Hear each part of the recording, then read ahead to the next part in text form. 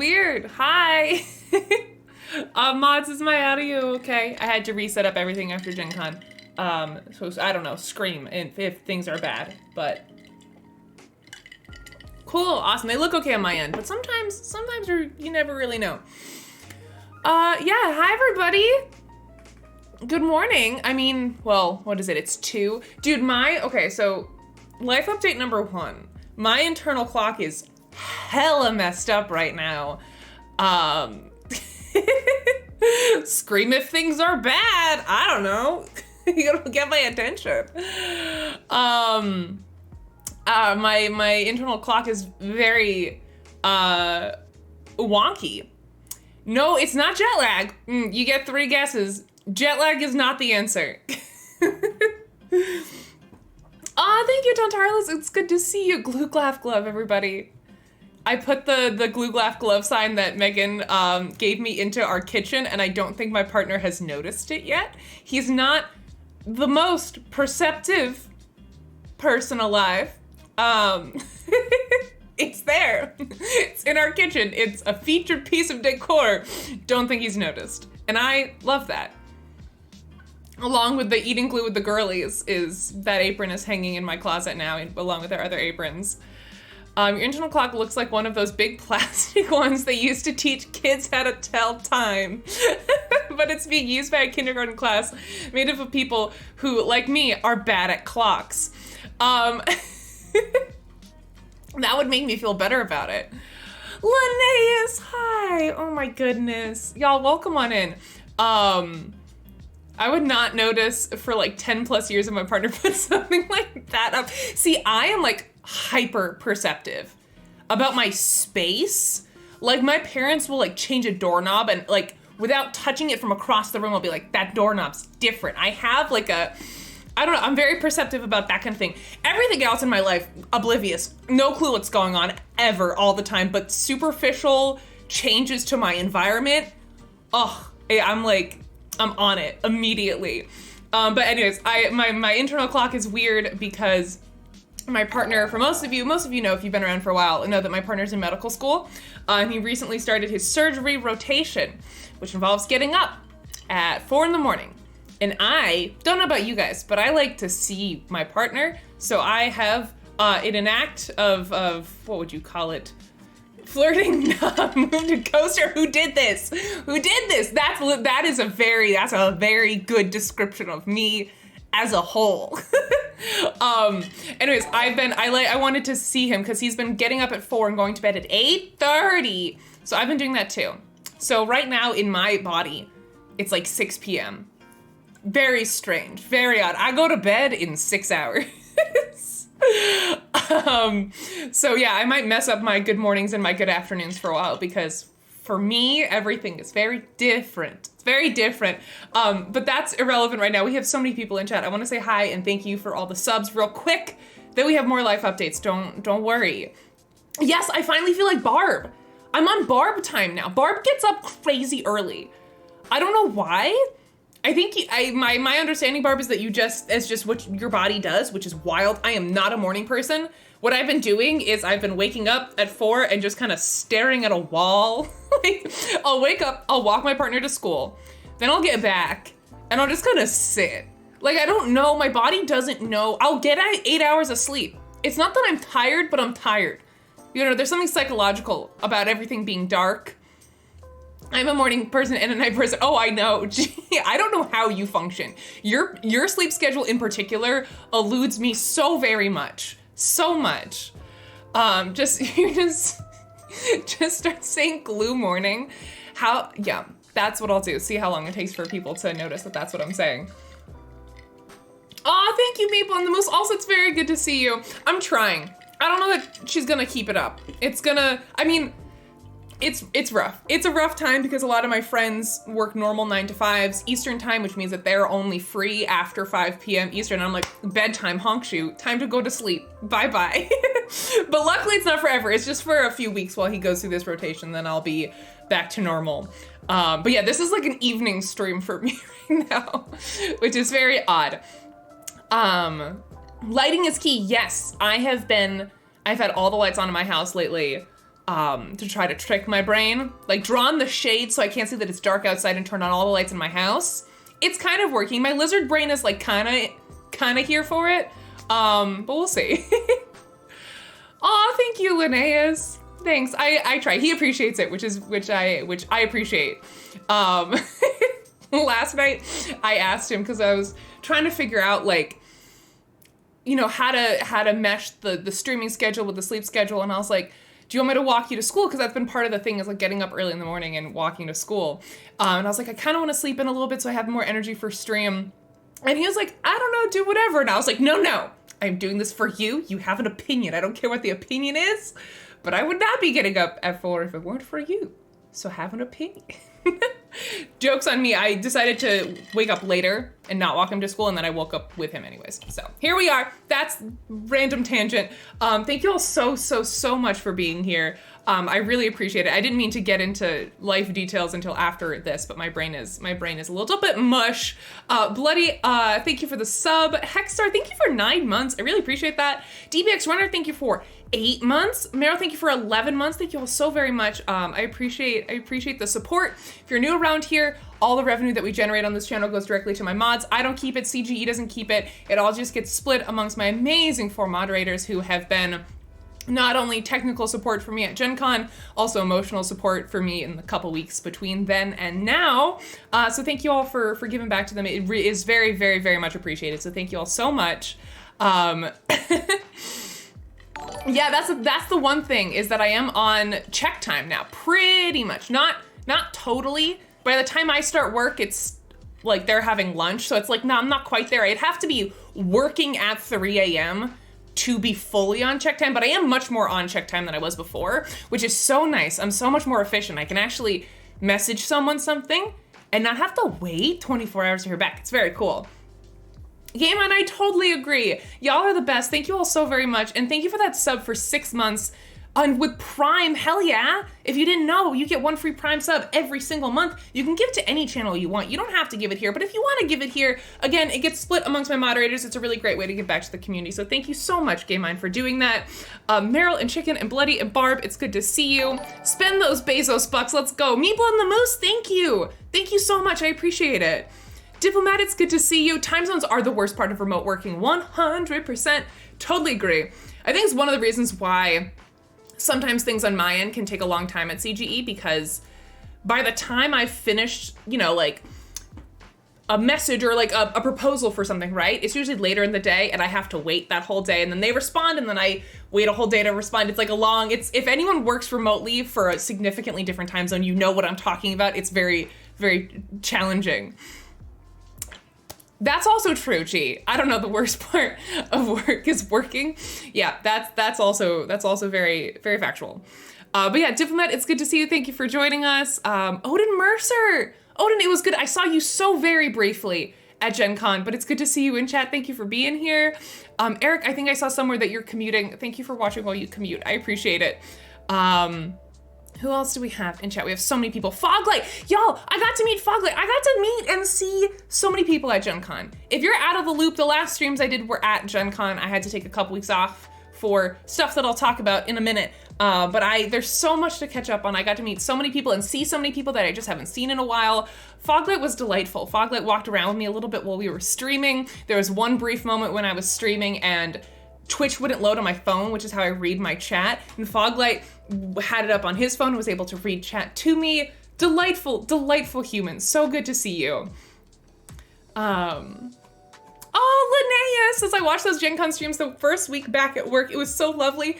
Thank you for watching them after the fact. I really appreciate it. They're not the highest quality stream because I'm walking around and doing stuff. I feel like there were some technical issues that still kind of bugged me that they happened, but I'm glad you enjoyed it. Thank you for watching. I appreciate it. If you're curious about how to watch those streams, if you missed them, they are all now up on the VOD channel that we have on YouTube. So you can go watch those there, because I find watching VODs natively on Twitch is not the most pleasant experience in the world, so you can go watch those up on YouTube if you want. They're completely unedited, so anytime like my camera blacked out or something, all that's in there. You can just scrub past it. But the point of the VOD channel is that it's unedited. I just take the stream and put it up on there. So the technical difficulties are included. But luckily there weren't that many. After Thursday, it wasn't too bad. It wasn't too bad. Yeah, totally agree, Linnaeus. Totally agree. Aw, thank you so much. Also, I got to see Linnaeus again, which, oh my God, one of the highlights of the show for me, Linnaeus brought, if you didn't know, Linnaeus has been working on the Galaxy Trucker puzzle. I would say alongside me, but they really did it so much faster. I would say I'm maybe 30% of the way through that puzzle. They got it after I started working on it and have already finished it. And they brought it with them. And I signed it, which was the cutest thing. There's a picture of us. I have it. I don't know if it's been posted publicly anywhere. I think it might be in the Discord. Pretty sure it's in the Discord. Really lovely. I got a really sweet picture with Linnaeus holding the puzzle. Oh, it was so nice. Linnaeus is too cool for me. It was awesome. But does the Linnaeus have the correct board? I'm assuming, because all the pieces were there. Maybe I could cheat. If I ever get really desperate, maybe I could look at Linnaeus's completed puzzle and cheat, cross-reference a little. Okay, it is in the Discord. Okay, that's what I thought. You can also hop in our Discord if you're not in there yet. It's proudly on my shelf now, right next to my Dice Tower puzzle signed by the gang. Oh my God, I'm honored. I'm honored, Linnaeus. Thank you so much. It was so good to see you. I got to see a lot of folks at the CGE room meetup. A lot of folks very briefly. But it just made my day. So good. I won't tell if you cheat. Okay, thank you. Thank you. Also, Joe, welcome on in. Thank you for joining us. It was amazing to see you at Gen Con. I got to hang out with Joe a little bit, not a ton, but a little bit, and I was very, very grateful for the amount of time that we did get together. Soften Your Razor, thank you for joining us in chat. Hello, it was lovely to see you as well. Did you slurp any of those pieces? I don't slurp and tell, Eric. I'm sorry. DBX Writer, thank you for joining us in chat as well. Who else do we have? We have so many people. I'm scrolling back, but I don't want to miss current stuff either. Let me scroll real quick. Kato Flex, it's good to see you. Thank you for joining us. Invert, I love you. Thank you for being here. Invert's the best. Tontarlis, hello, welcome on in. Scroll. Meatball, I'm gonna call you just Meatball, because that's a good name. Meatball Sun is a very good username. Thank you for joining us in chat. I know who you are. I don't know how to say your first name, and it's one of my greatest shames. I'm so sorry, but the second half of your name is pronounceable. And also, Alone Shark, I love you. So good to see you at Gen Con. Thank you for joining us in chat as well. You are the absolute best. I got some amazing stickers from Alone Shark and from everyone. I should post that picture on Twitter. My Pelican, I posted a picture before I left for Gen Con. My Pelican, which is my big military grade suitcase that I carry all of my fragile camera equipment in when I go to shows, started with 20% of the front of it covered in stickers, ended the entire thing was covered. I put out a tweet before I left for Gen Con and I was like, if you have any stickers that you don't want or need, gimme. I want to just sticker bomb the hell out of the suitcase, and it looks amazing. So thank you to anyone who saw me and gave me a sticker. I had a couple people just see me in passing as I was streaming and just stick stickers into my bag. So thank you to anyone who contributed to the sticker bombing of my very intense suitcase. I appreciate you. Eva Little, hello, welcome on in. Thank you for joining us. Oh my God, yes. Okay, thank you for that reminder, Lone Shark. Sorry, my brain's been a little bit scattered the last couple weeks, but yes, let's absolutely. I did get your number and we discussed the sending of stickers and the exchanging of messages. So I'll try to remember to do that after stream. Omar, it's good to see you. Thank you for joining us. Good afternoon to you as well. Hello. I also got a bunch of giant Ray selfies at Gen Con before I transitioned to Deceased. I know, oh my goodness, Eric, I'm so bummed that you had, sounds like a kind of crappy Gen Con health-wise. I'm glad I got to see you a little bit though before, what was it that you got, heat exhaustion, I think? Before that all happened, I'm so glad I got to see you a little bit. Bummed you weren't able to make it to stream, but I'm glad you were able to go take care of yourself, because that sucks. That sucks so much. Oh my God, Jamie, hi! Jamie, I love you, welcome on in. Jamie, I miss you already. I got to spend so much time with Jamie. Oh my goodness, it was a blessing. That's the most time I've spent with any single person, I think, at any show. it just like worked out. I don't know why. I didn't like go out of my way about being like, this is the Jamie con. It just worked out. Usually my time is very split between lots of things, and the stars aligned. I got to hang out with Jamie a lot, and it was such a blessing. It was so wonderful. Oh my God. Yeah, I was very sick. I believe you. I believe you. Also, Wham, welcome on into chat. Thank you for joining us.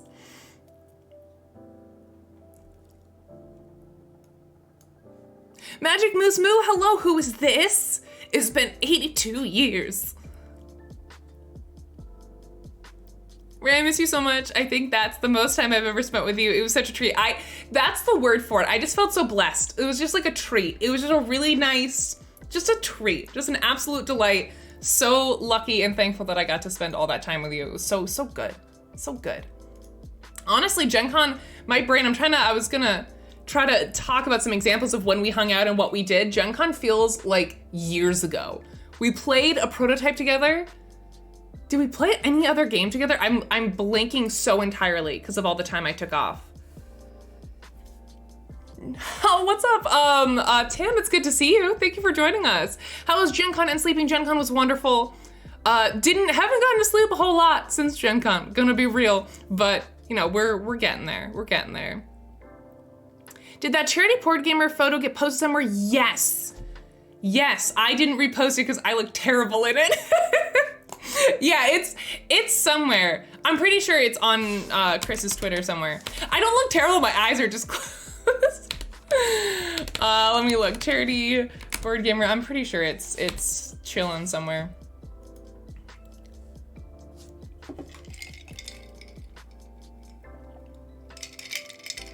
No, haha, we tried a few times, but grabbing dinner and chatting professional stuff was definitely a highlight. Okay, cool. I'm glad I didn't completely forget some game we played together, because I was trying to think of it and I couldn't remember. Magic Moose Moose says, did you get some Lorcana from your FLGS? Nah, Lorcana's not my jam. Not my thing, really. But it's been cool to see people getting excited about it. Hold on, I'm trying to find this photo. I was sure, yes, aha, I show you all. This was the meetup at Chris's room. Not Chris's room, Chris's meetup in our room. There's me, eyes closed, mouth open. Can I like zoom in? Yeah. That's really janky trying to do this on Twitter. That's me going like, which is why I personally haven't put it anywhere, but now it's here, so you know. Yeah, where's Waldo of Friends? So we have a Loan Shark. We have, who are some friends y'all would know?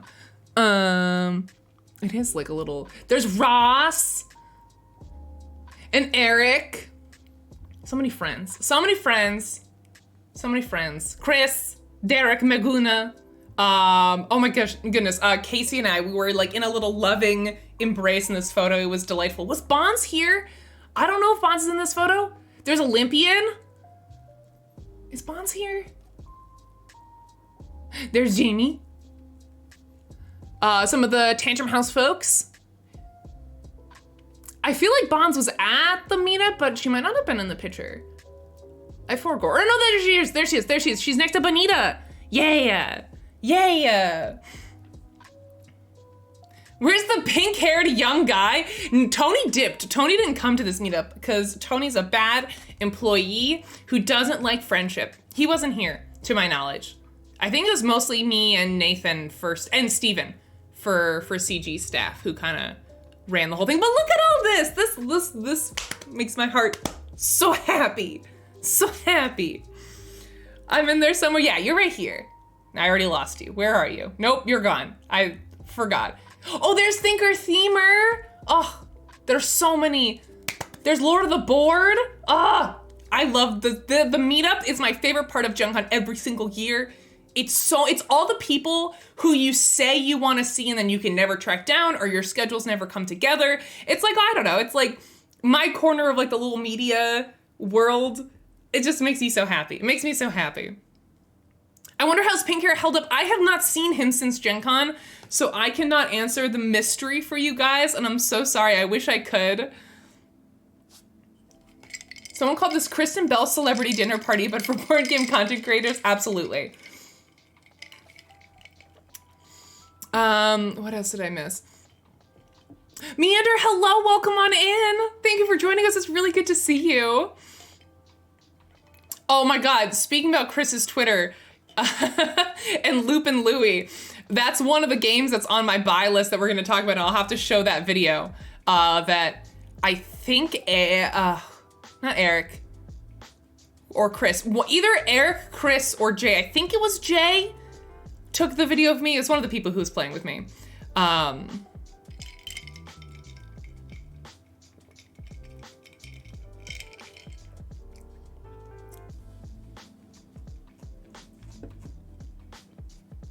Oh my God, Jedi, hi, welcome on in.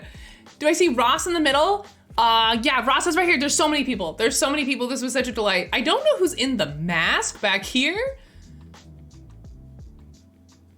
Couldn't tell you. Couldn't tell you. Yeah, no, it was such a good time. If you ever come to Gen Con or PAX, we usually do a meetup in conjunction with Chris, Charity Board Gamer, this lovely man right here. And he's the one who brings all these people together. We just give him our room, but I highly recommend you come to one of them because it's such a good time. Time Roller, hello, welcome on in. This photo makes me happy, me too. It puts me back there, you know, mentally. Ugh. Just so good, so many friends. Oh my goodness, yeah, where's Rachel? She's not with you. Oh no, now it's a real hunt. Because I know where you are, but I don't see Rachel.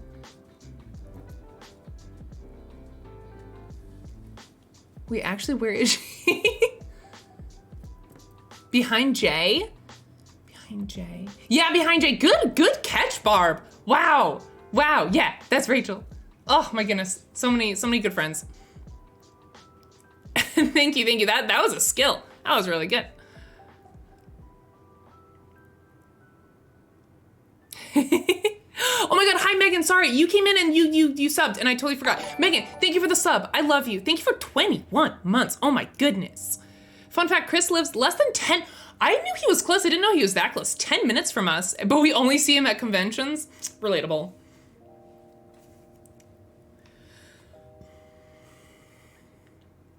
Oh, it was meetup or one last game with friends. That's okay, GBX, I support that decision. Eric, thank you for the Prime sub. Thank you for stealing Jeff Bezos' money and giving it to my mods. I appreciate you very, very much. Love giving Bezos bucks to y'all. We appreciate it. Thank you so much, Eric. I love that exclamation point moids actually works. One of my favorite commands. But yeah, that was the meetup. I'll leave this picture up for a little bit because it's cozy and it's good and I love it. And every time I look at it, I see new people I recognize that I didn't even know were at this meetup because it's so much. And this was also at the very end of it. More people cycled through. This was at midnight when we took this photo when the room has to close down or security yells at us. Heck, I know, that's right. Eric and his Ditto hat. I genuinely love it on you though. I gotta say, pale purple, really pretty color on you. And the little Ditto face, so good. So very, very good. I had a nice big cry before this event because I was looking forward to it so much. Jamie! Oh, that makes me so happy. It was like almost a perfect 1-year milestone for starting content creation full time. That makes my heart so full. I cried during this event. I only cried once this Gen Con, guys. I only cried once, and it was during this event, and it also has to do with Jamie. I had a mini meltdown. Because J Matt, I also got to meet JD. JD's not in chat, tisk. But I got to meet him at the show. Lovely man, so nice. He brought his daughter to Gen Con. It was her very first convention ever. And at this meetup, JD's daughter came up to Jamie with her, I think her very first mini or one of her first minis, came up to Jamie and asked for like feedback. And I just started bawling. I started crying because there was something that just got me so good about this young girl, so excited about mini painting and like looking up to Jamie as a role model. And then I cried. And then everyone was panicked around me. Everyone's like, what's wrong? And I was like, I love gaming and I have obviously a very soft spot in my heart for especially young women getting into gaming and looking up to other women for inspiration. Oh boy, and then the rest of the night, trying to control my tears unsuccessfully. She was nervous to show me because she had only really painted monsters and creatures up until then, and thought she did a bad job. Oh, no, she was so engaged and so genuinely interested to hear Jamie's feedback. It got me all kinds of feels. Okay, I love you, Eric. See you later. So JD and his wife convinced her to show me. It was definitely a career highlight for me. I hope you treasure that forever. Because I don't know, at least from an outsider's perspective, it was such a genuine just moment of, I don't know, the generational and the women empowerment. It just got me. Especially because, like, as much as we love conventions, they can be really scary and really overwhelming and not always the safest place for women, especially young women, like girls and kids. And just seeing her so happy just made me cry. I don't know how to say it, made me cry. I'm so freaking glad you got a photo of it. It's heartwarming. Yeah, I have a really good photo of it, of that moment. It's a nice reminder that I'm doing all right and feeling down on myself. Absolutely. I hope you genuinely cherish that. It felt weird in the moment, but I had this feeling. I was like, this is for some reason this moment is hitting me, and I just wanted to capture it so I could like remember it as like a, the next generation, just a reminder of like why we're building board game communities, why we are spending all this time and energy building up the community around this hobby. And it's for the next generation so that when they get into it as adults, it's better than how we left it. And I think that's really cool. Kel, hello, welcome on in. Thank you for joining us. Swinging by to say, I hope all is well. Take care of yourselves and stay hydrated. Thank you, Kel. I missed you at Gen Con this year, but I hope you're doing well. It's really good to see you in chat. And Ami, hello. Welcome on in. Oh, it's so good to see you all. Sorry, I know I'm missing a lot in chat right now. But thank you so much to everyone who's here. And thank you to anyone who watched the Gen Con streams, kind of transitioning into,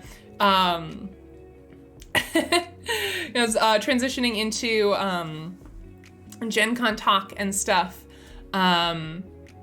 Thank you to anyone who watched the streams. Sorry, my brain's a little bit fuzzy. Again, it's the sleep deprivation, y'all. If I seem like I'm talking slower than normal, again, it's because it's later in my body, and I'm still adjusting to the sleep schedule change. Oh, thank you, Kato. I appreciate that. Genuinely, if you watch the streams, thank you so very much. The Gen Con streams and convention streams in general, but particularly Gen Con. What did I say? Gen Con streams in general? Convention streams in general. Gen Con in particular. One of my favorite things that I do in my job. It's one of the things that I am the most proud of. And it wouldn't be worth any of the effort if people didn't watch it, if it didn't help with the FOMO and feeling like you're there. That's the whole goal of it, is to help people who can't be at the show feel like they're at the show. And so if you watched it and felt that, thank you for being a part of the experience. If you're new to this channel, because you caught the Gen Con streams and you've never seen this channel before and you came back, thank you so much. Normally, there's not such a gigantic gap between conventions and when I come back from conventions. I said I was going to stream last week. That did not happen. But it's nice to see you again if you're coming back from the Gen Con streams. Thank you for being patient. And everyone, thank you for being patient with me. I really means a lot to me. Oh, thank you, Arliel. I appreciate it. I definitely feel like this show had some technical difficulties, but overall, I'm happy with it. The vest worked out really well. Good God, that was a lifesaver. Thank you, Chicken.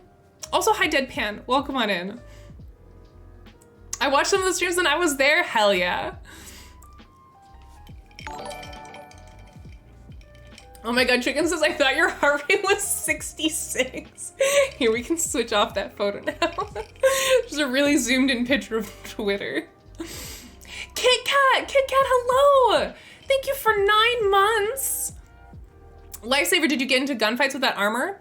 Possibly. You'll never know. Exclamation point moids.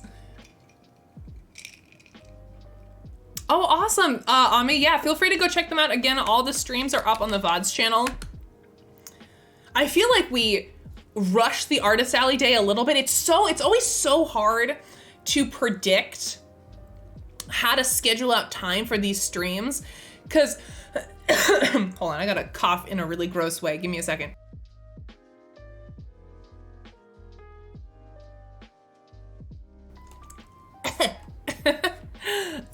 Oh my God. Thanks, Barb. Incredibly helpful. Alkali, hi! Thank you for the sub and welcome on in. Hello, I love you so much. Alkali, I've missed you.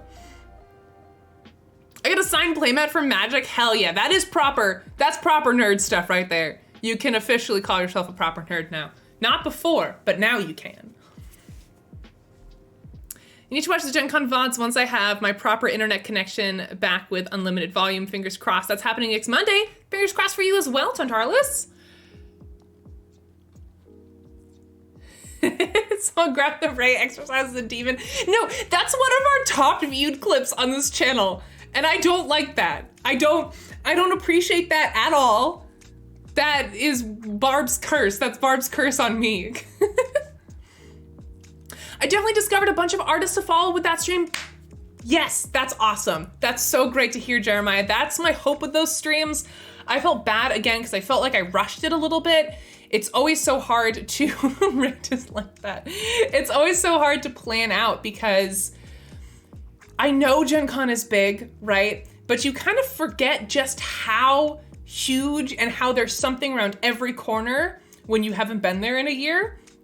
And I feel like I missed a lot in the main hall, but I also feel like I missed a lot in the Artist Alley. The Artist Alley this year, I felt was bigger than it was in past years. Maybe it's because we did it all at once as opposed to kind of doing it in between other rows. But I felt like the Artist Alley was huge and we missed a ton of people. I was not able to stop by every single booth, partly because artists are more shy than like game demoers. And if I get a shy vibe from someone, I'm like, I'm not gonna bug you today. I'm gonna let you have your piece.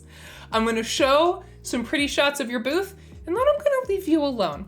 Because I feel like in general, the artists and the authors were like, well, what do you want me to talk about? Which is a totally valid question.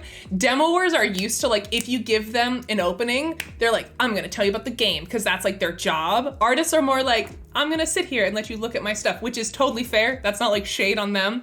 But I feel like it was a mixture of the Artist Alley was bigger than I remembered it being, so I only scheduled half a day for it. Definitely needed more than that if I wanted to do every single booth, and also because I skipped over a couple people kind of intentionally because I felt like, you know, they were on their phone or whatever. I didn't get the sense that they really wanted to engage with me on camera, which is fair. And maybe my gut check is wrong sometimes, but that's part of the live content and the nature of that. Cosmic Beat, hello, thank you for joining us. Oh, also have a wonderful lurk, Joe.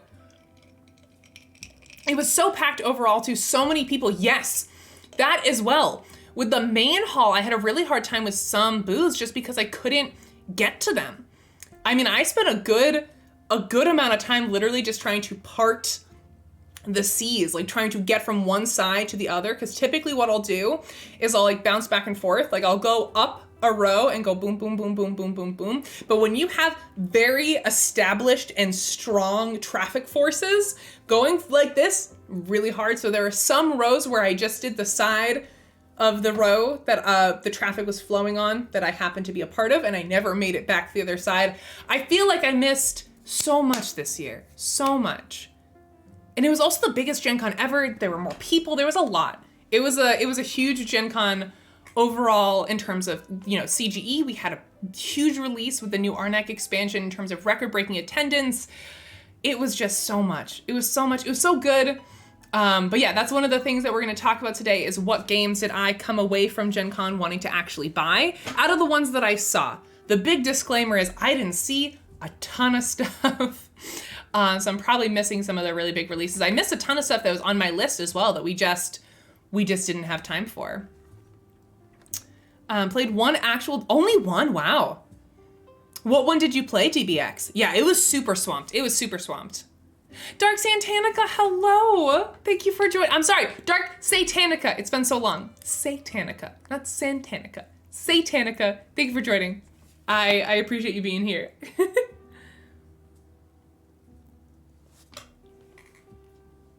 Yeah, exactly, Jeremiah. There's just like a less obvious thing to jump in and talk about. Which again, that's just like the nature of why they're there and what they're doing. Like demoers are drilled in, like here's the pitch. If someone wants to hear about the game, here's what you say. And that's like kind of, they do that. Artists do that less because most people just want to look. because it's a visual thing, right? They don't necessarily need to hear about the story behind your art and what kind of medium. A lot of people just want to look. So it's definitely a challenge for me behind the camera to accurately kind of clock people of like who actually wants to talk to me and who doesn't. Oh, nice, DBX. Nice. That was one that when we went by the booth, completely swamped. We got like a little bit of an explanation, but we were not able to get a ton. Oh, hello. Oh, I don't know how to say your name because of the X. I would imagine Twixter would be my guess. But please let me know how you prefer to be called. Thank you for joining us in chat for the very first time. Yes, we love having Last Will on our stuff. We have almost every game that we've ever made behind us. I think we're missing maybe a couple of things, and I have some expansions down below, but yes, feast your eyes on pretty much every game that CG has ever made. Thank you for joining us in chat. I really do appreciate it. Welcome to the community. My name is Ray. I'm talking about Gen Con. I'm about to go over my Gen Con kind of purchase list, the games that I got excited about at Gen Con. We're gonna do lots of stuff today. It's really good to meet you. Oh, Arliel, I'm so glad you got to play a game with Sop and your Razor. That's awesome. Hell yeah. You know what, chicken? You're right. You got me. You got me. Did you buy any games immediately, or are you still just wish listing? I am just wish listing. Or is that 2 spoilers now? I am just wish listing right now. I wasn't able to like turn around and go buy stuff at the show for 2 reasons. One, there's absolutely no room in my suitcase for anything other than what I brought, because a lot of my equipment, especially now that I have the vest and the mechanical arm, super, super heavy. And I am paranoid about getting to the airport and being over the weight limit for bags. Because at my house, I can weigh it on my bathroom scale and go to the airport sound of mind, with a, you know, knowing that it's gonna be fine. Don't have bathroom scales in hotels, so I have to just like, I have to be very careful about what I put into it. So I don't buy games at the show just because I really don't have space for it and I can't afford the extra weight. And also because by the time I end streaming, the hall is usually closed. The one exception is the very last day on Sunday. I rushed the end of stream because I really wanted to go back and get some art. Oh, I should have worn that sweater on stream today. Chat, I'm a silly goose. I should have worn that on stream today. I want to run back to an artist booth to get a sweater or sweatshirt and 1 poster. I think were the 2 things I got, because games I can always get later. I'm not big on the hype train of I have to get it as soon as it comes out. I'm like, okay, I'll clock that game, make a note, I'll pre-order it, I'll get it when I get it. Art, on the other hand, a lot of artists don't have, you know, online shops that are kept up really frequently, or they do drops that are immediately sold out. Oh, I didn't know that, chicken. I didn't know that. I'm so scared to ask anything of anyone ever. Like, I never go down and like ask for toothpaste or something when I forget it. I just go out and buy it. I'm so scared of like asking people for stuff. It makes me so anxious. Oh, a little hand scale for luggage. Wow. Huh. Chat's so much smarter than me. I did get the sweater, yeah, so there was 1 booth, you can see it on stream, you can see me being like, oh, I want that really badly. Because sometimes artists are hard to track down after show, or they have limited releases of stuff that you can't get again. So I ended stream really fast on Sunday and I booked it back down to the expo hall, and so I got that sweater that has the snake on it. It was really cute. I wore that on the plane, and someone else on the plane flying home also had that sweater on. It was a really cute moment. And then I got the Persona print that I think I showed you guys on stream. I did not get the big, like $450 one, because that felt like a little bit too much of an impulse purchase. I got a smaller one that I love. It was so good. Oh, I love it, and it's hanging on my staircase now. It's really pretty. Same sweater, so awkward. No, it was actually really cute. It was really cute. Maybe you are more scared of artists than they are of you. Very, very possible. Very possible. Also, hi, Ninja, it's good to see you.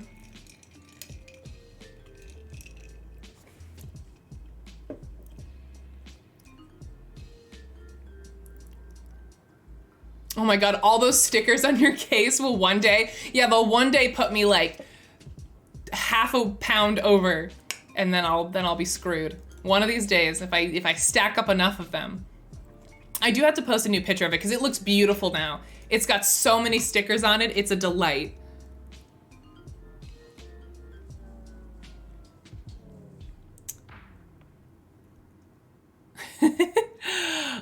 But yeah, that's the only thing that I bought at the show. The list that I'm going to be going over today is my wish list. Stuff that I haven't purchased yet, but I plan on purchasing. What's up, Games Mama? It's nice to meet you. Welcome on in. Thank you for joining us. Welcome to the Czech Games Edition Twitch channel. We are a board game publisher. We make all the games that you see behind me, like Codenames, Galaxy Trucker, Lost Ruins, Varnak. My name is Ray. I'm the in-house Twitch streamer. We're doing a little Gen Con recap today, a little life update, and then we're actually, the thing I haven't talked about yet is we're also gonna be doing the Arnak Scavenger Hunt, which is an event that we do at Gen Con where you can win a ton of prizes and stuff. And it involves riddles and puzzles relating to Arnak, and you have to like go around the show and find different people in different stations. We have consolidated all that into just like an online form. And we're gonna be doing that at the end of the stream, which I'm very, very excited about. Oh my God, how is it 2:45? No, what? Oh God.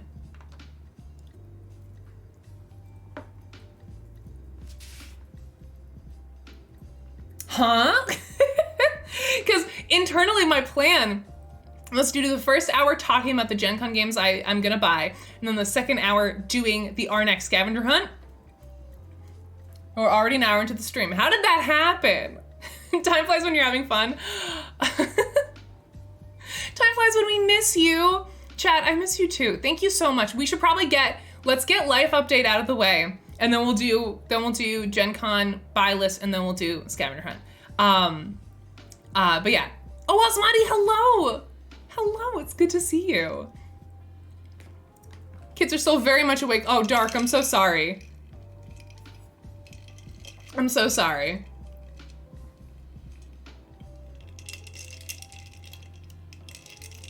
Friend group scheduling issues makes me ask, any plans for an app/PC version of Arnak? Not that I can share now, wink wink. Nothing that I can talk about publicly right now. There is, if you're unfamiliar, there is the base game of Arnak available on Board Game Arena for free.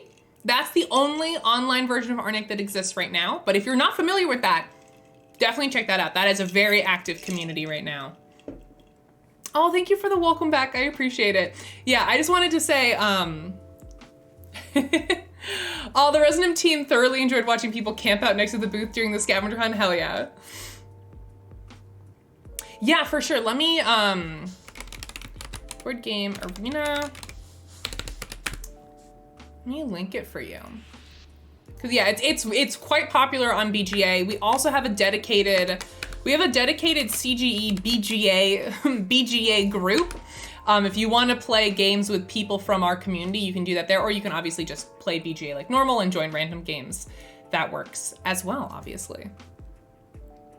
But yeah, thank you for the welcome backs. I want to talk a little bit about why I was gone for so long. For those of you who don't follow me on Twitter or have not, heard sort of what happened, I want to give a little bit of an update.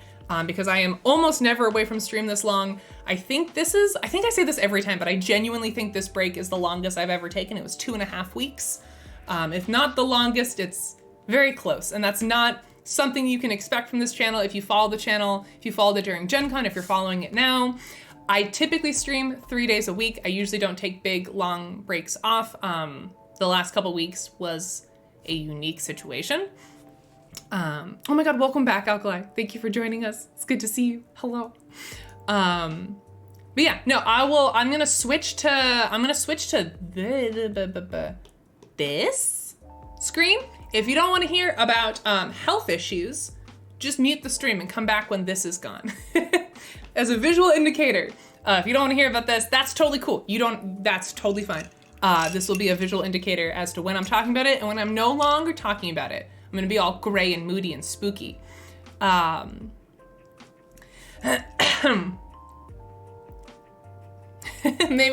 the first time the Be Right Back has been for us. Yeah, if you want to be right back, now's your time to go away and come back. But yeah, I was gone for 2.5 weeks because I had some health issues, not me, but family health issues as soon as I got back from Gen Con. I found out it's like my plan had been to go from Gen Con to my parents' house for a vacation. For a vacation where I was gonna, relax and recoup from Gen Con. And I actually returned to my parents' house from Gen Con to my entire family being at my parents' house, which was weird because they're empty nesters. And I was relaxed. I had a big vacay, super relaxing 2 weeks. I was greeted by like my entire family and told that my mom, who has had cancer, had her cancer recur. It kind of came back. The tumor started growing again, is basically what the news was. Without getting into all the medical jargon, my mom has had cancer for a long time, so it wasn't like all of a sudden, oh my God, she has cancer. She's had cancer since I was 13, or not 13. She's had it for 13 years, so since I was 12. And she went through radiation treatment that was successful. The tumor hasn't grown for 13 years. And as of Gen Con, it started to grow again. And the only way to prevent it from spreading and killing her was to remove the cancer itself. That's where most of the traumatic part of this comes in, is that her cancer is actually in her eye. So the last 2 weeks I have been with my mom preparing her to actually get her eye removed, which is weird. It's really weird. Out of all the organs to get removed, the eye is a really weird one. It's a really weird one. And yeah, my family basically broke this news to me when I got back from Gen Con. They all actually knew while I was at Gen Con, but no one told me so that I could do my job well at Gen Con, which I do appreciate. But yeah, the 2 weeks that I was gone, I was taking care of my mom, prepping her for the surgery. Just because she got it removed does not technically mean it couldn't spread, because it might be living in tiny bits elsewhere in her body that we can't see. But it means that, it's hard to explain. The surgery needed to happen. Good. Doesn't mean we're in the clear forever. Doesn't mean she's cancer-free. It's in one of those situations where we'll actually never really know if she's cancer-free or not. But if we hadn't gotten her eye taken out, that would have been really, really bad. So I was taken out. She actually just went back to the hospital to get, because she had a cover on her eye after the surgery, to get that removed. So I saw the first picture of her with one eye, which actually it's actually not as weird as it sounds. It's actually cool. She's going early next month to get a prosthetic eye fitted, which is actually really cool. There's lots of really cool stuff you can do with fake eyes. How's she doing? She's actually doing really well. The surgery went really well. It's actually a relatively it's not a risky surgery at all, because it's very localized, and it's also not delicate because they're taking something out entirely. It's not like, oh, well, we have to be careful to not nick this, or not, we have to preserve this, just taking it out. But yeah, it was scary and all of that. And I'm still sort of processing again, literally 10 minutes before I went live. She sent me the picture of having the bandages off. So I'm still getting kind of used to that whole concept. And yeah, I mean, again, the cancer thing is not like shocking new news. That's something that I've been living with pretty much my whole life. But the eye removal thing is new. I wanted to say this because I don't take breaks lightly. Consistency on this channel is something I take very seriously. Obviously, every now and then, Christmas time comes and I take a week off. Like, I do take breaks, but unexpected long breaks like this is not something that I make a habit of. And I wanted to, for those of you who want it, I want to give that context. I've been a very open person online, so I'm not too weird about talking about it. So don't feel like this is not a invasive conversation for me to have. This is something most people who are close to me know that this is happening, and you guys are close to me. So I'm not gonna answer questions necessarily, but this is the update. That's the update. Is I was dealing with the shock. Honestly, it was mostly just shock. It was mostly, I came back from Gen Con expecting a vacation and came home to one of the hardest couple weeks I've probably ever had, at least in my adult life. It was very scary. It was a lot of getting up to speed on what everything means. There was a brief moment where we didn't know whether or not, because the tumor had grown, we didn't know maybe it had spread in that time. It didn't. That's huge news. So yeah, that's pretty much it. That's the big update. Been a lot of stressful just stressful stuff surrounding that. Lots of bearing a lot of the brunt of support for my family, because I luckily have a job that is very flexible. I was able to take 2 weeks off. My siblings don't have that, so I was my mom's main sort of caretaker for a good chunk of that. But yeah, that's the update. It's honestly pretty cool. Like, modern medicine is very cool. We were able to take out her eye safely. It's a weird concept, man. I was playing Baldur's Gate last night, and very extremely mild Baldur's Gate spoiler. There's a plot where a hag tries to take your eye. So I've been like, since I got back to my personal home, not my parents' home, I've been like doing okay. Been kind of putting it out of my mind, and and then there was this hag with this very graphic description of like plucking her eyeball out, and I was like, all right, it's time to not do this anymore. But other than that, like, being home has been good. Freaking hags. Well, it's such a classic hag bargain, right? For obvious reasons. Like, the dialogue around it was like, oh, I want to take something personal from you. And it's like, yeah, out of like all the organs that you can take without dying, the eyes, like, when you look at someone, that's what you're looking at. You're looking at their eyes. And that's like a classic, like, it doesn't make you unable to function. It's not the same thing as like removing your leg, right? Where it's gonna take months and months for you to like learn how to exist without it. It's like that, it's personal. It's just like weird. So like, of course, classic hag move. But I was like, okay, this is very topical right now. Don't need this plot line right now.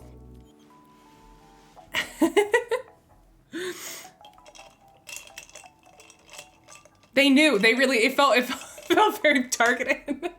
But luckily you're able to avoid that. You're able to be like, please don't take my eyeballs and do something else. Yeah. Which is, I mean, I DM'd a campaign where I had a hag, yes, a hag, do the exact same thing. That's a classic hag maneuver, but I was like, of all the times, it doesn't need to be right now.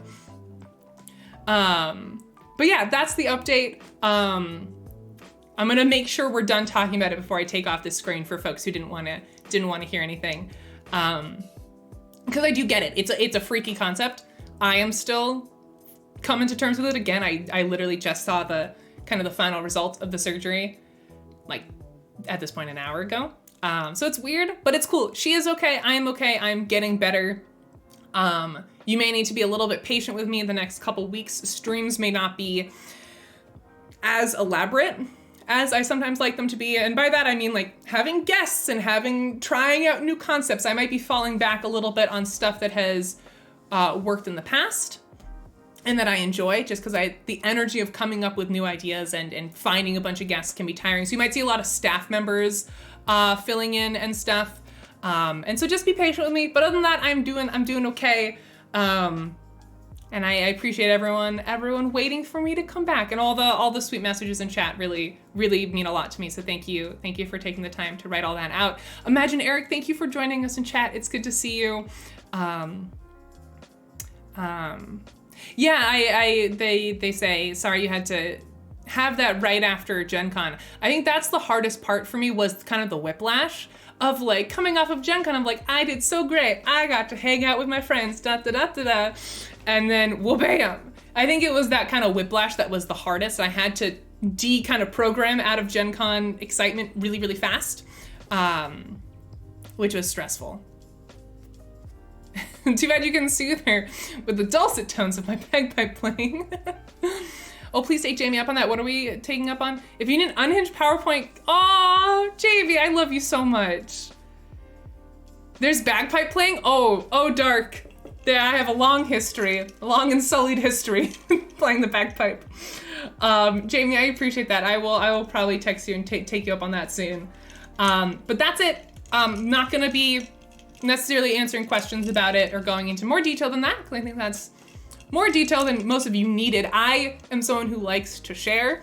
But for those of you who didn't want to hear, I don't want to keep them in the dark too long. So I'm gonna switch off BRB.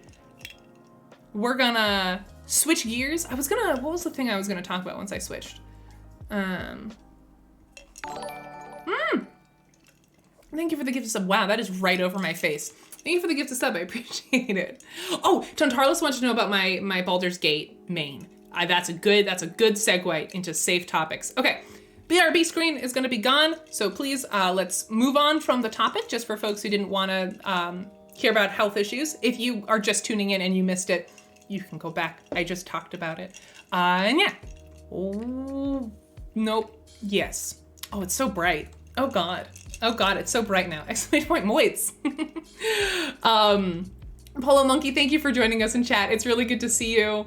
I appreciate the kind words. Who else joined during that? Steel Slime, hello, welcome on in. Thank you for joining us. You might have missed the part where I explained, but again, you can go back in the VOD. I was explaining why I was gone for 2 weeks. It involved some family health issues that I wanted to sort of isolate, so folks who didn't want to hear it didn't have to hear it. So you can go back and check the VOD, but it's very good to see you. Thank you for joining us in chat. It's really good to see you. I think I caught everyone. But yeah, Tontarlis wants to know about my Baldur's Gate class, because that has been my sole everything. I came back from my parents' house. And downloaded Baldur's Gate 3, and I think I've played like 20 hours of it. I have done nothing but play Baldur's Gate since I got home. It has been such a godsend of just distraction. I sometimes have a hard time engaging with video games if I have a lot going on in my brain, and oh my goodness gracious, Baldur's Gate, there's something about it, man. It's perfect. It's everything. It's my everything.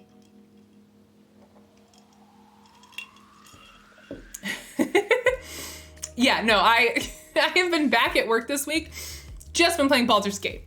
That's what I needed to do in order to like function this week. So I think I did 20 hours of slacking off. Yes, no, she was being serious. That wasn't a joke. Amazing. Megan, download it and play it with me. You can play in groups. We should play together, and we should be in a little D&D adventuring party, and we can smooch. Why are we not actively playing this together already? Yes, I heard that as well, Twixter. I'm playing a custom character because obviously, but yes, I've heard that you can play the like other party members and get cool cutscenes, which is very cool. There's so much thought went into that game. Oh my God. Yes.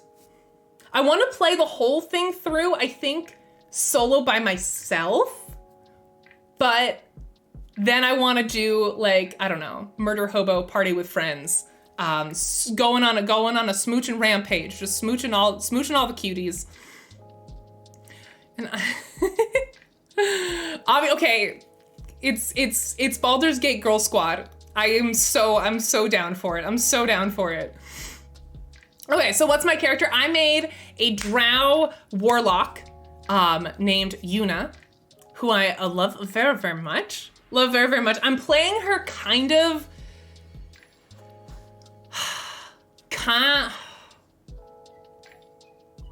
chaotic neutral, maybe? Why else would you play games with friends but to smooch them? Exactly. Don't. Oh my God. Also, hi Hexter. I don't feel like I said hello to you yet. Welcome on in. Gaslight, Baldur's Gatekeep, Girl Boss. That's so good. There's a gnat. Come here. Ah. There has been a gnat in my room since I got home. I have yet to kill him. I hate that it's a gnat and not a fly. At least a fly you could maybe see on camera. Gnat just makes me look crazy. What is Baldur's Gate? Also, Underestimated Monkey, welcome on in. It's good to see you. It's a gate called Baldur, and you need to go through it. So the brief rundown for folks who don't know, Baldur's Gate is an RPG that is based in like the world of Dungeons and Dragons, and that is extremely faithful to Dungeons and Dragons mechanics. So like battles are turn-based. You have your little party, you fight a bunch of monsters. There's like a grid. You only have so much movement. It has all the spells from Dungeons and Dragons 5e. It has dice rolls. Yes, You have to skill check if you want to lockpick a door, you have to use your sleight of hand. It is basically, I mean, I have not played a lot of games in this genre before, but from my understanding, having played D&D and never really having played any of the other games by Lorien, the studio who makes Baldur's Gate before, is an extremely faithful D&D adaptation. Like, I could not imagine something more faithful to tabletop D&D in video game form that is feasible. You know, like, you'll never really truly have that experience of a real human DM making crap up on the fly as you decide to just go do random stuff, but it's very close. Like, a lot, you can do anything. You can, when you meet a party, someone who's supposed to be a party member, you can stab a stab. I don't like you, stab, stab. They're just gone forever, dead, never to be seen again. And the story doesn't suffer from that. It's still a fleshed out and full experience. You can completely sidestep entire plot lines if you're like, man, I don't want to do that, or I don't care. You can just not care. You can just go do something else. It's amazing. It's so good. It's so good. I want to get polymorphed into a wheel of cheese. I want to get polymorphed into a wheel of cheese. How do I make that happen? How do I make that happen? Oh my God. I love it so much. Invert, me too. I watched a video this morning while I was doing my makeup of XP to level 3, who's a D&D creator, playing Baldur's Gate, where chat makes every single decision. And I wanna do that so bad. I feel like I need to experience it on my own first, which is what I'm doing now. But then, chat. Oh man, it was so funny. It was so good. Because I feel like that's how you get to those really chaotic story beats.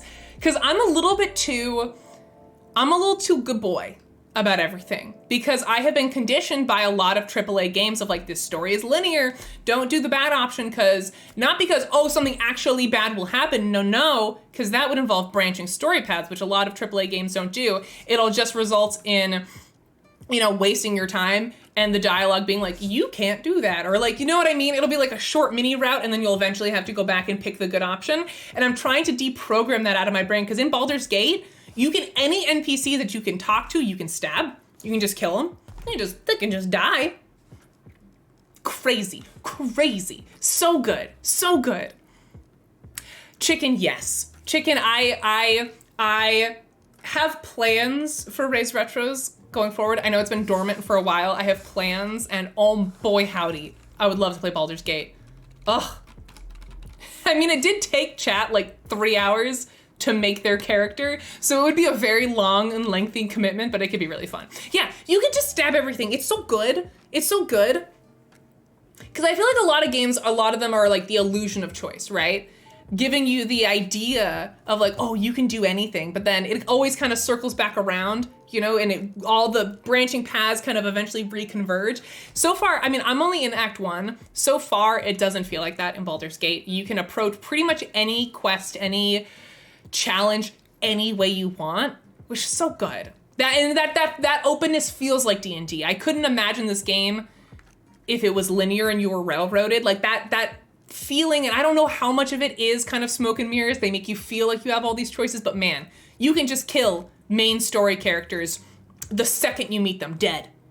That feels pretty. That feels like your choices matter, and that gives me that good D&D feeling.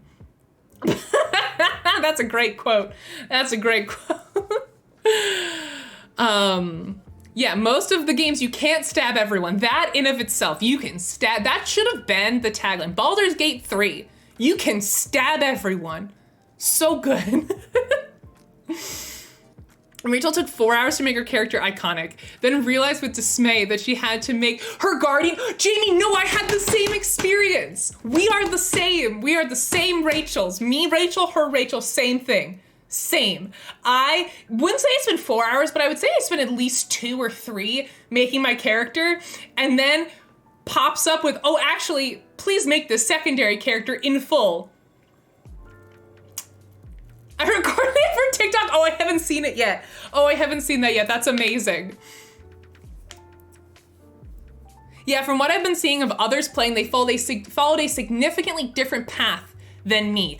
It's so cool. I've been reading forums. I've been trying very carefully to delicately learn more about the game without hitting major spoilers. But I've been in forums where people are like, hey, with X character, what's the best like build? What's the best feat for this character? And there have been people in the thread being like, who?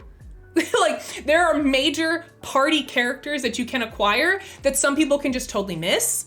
So good, so cool. When I have played more of it, I can give more of an in-depth review.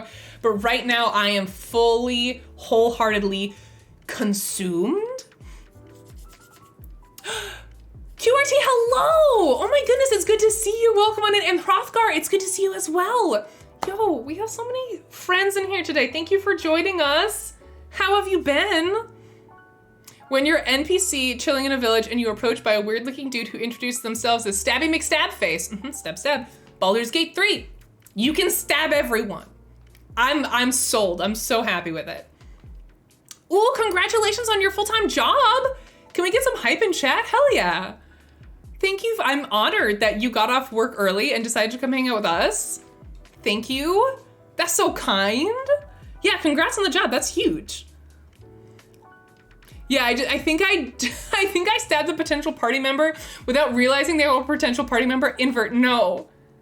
Invert, I want to know who it is, but I also don't want spoils. But also, did you leave them dead? Did you save scrub, or were you just like, oops, he's dead. Bye-bye. The infamous barn. Okay, no spoilers. No spoilers. I have seen no such barn. Don't tell me anything.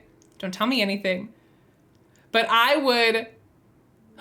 Oh my goodness, Hrothgar, congratulations. That's amazing. That's so cool. That's hype as heck, man. Thank you for sharing like your success with us. That's really cool. But yeah, I have plans. I would love to do a full chat plays Baldur's Gate 3. It would take me a billion years, but like maybe chat plays Baldur's Gate 3 Act 1 or something. I think it'd be so fun. We'd get into so much chaos. Because I'm too good boy. I'm too good boy to stab anyone. I love that I can, but I typically don't. Because I want to see everything. I want to see all the content, and then I will go back and do like murder hobo killing everyone. But I get too anxious about missing out on major plot points or major character development by stabbing everybody. But again, love that it's an option. Exactly. I need chat to like push me into chaos. So yeah, that's been my Baldur's Gate 3 obsession, but we are not here. We are not here to talk about Baldur's Gate 3. I mean, I'm always here to talk about Baldur's Gate 3, but we are here to talk about board games. So let me pull up all the things that I need. Wait, that's so cool. That's so cool. I've heard really good things about Mice and Mystics. I have not played it myself, but I see Bonds talking about it all the time. I think she has an ongoing playthrough of it on her channel. Games Mama, thank you for that follow. I really appreciate it. Welcome to the community. Glad you liked it enough to stick around. I appreciate it.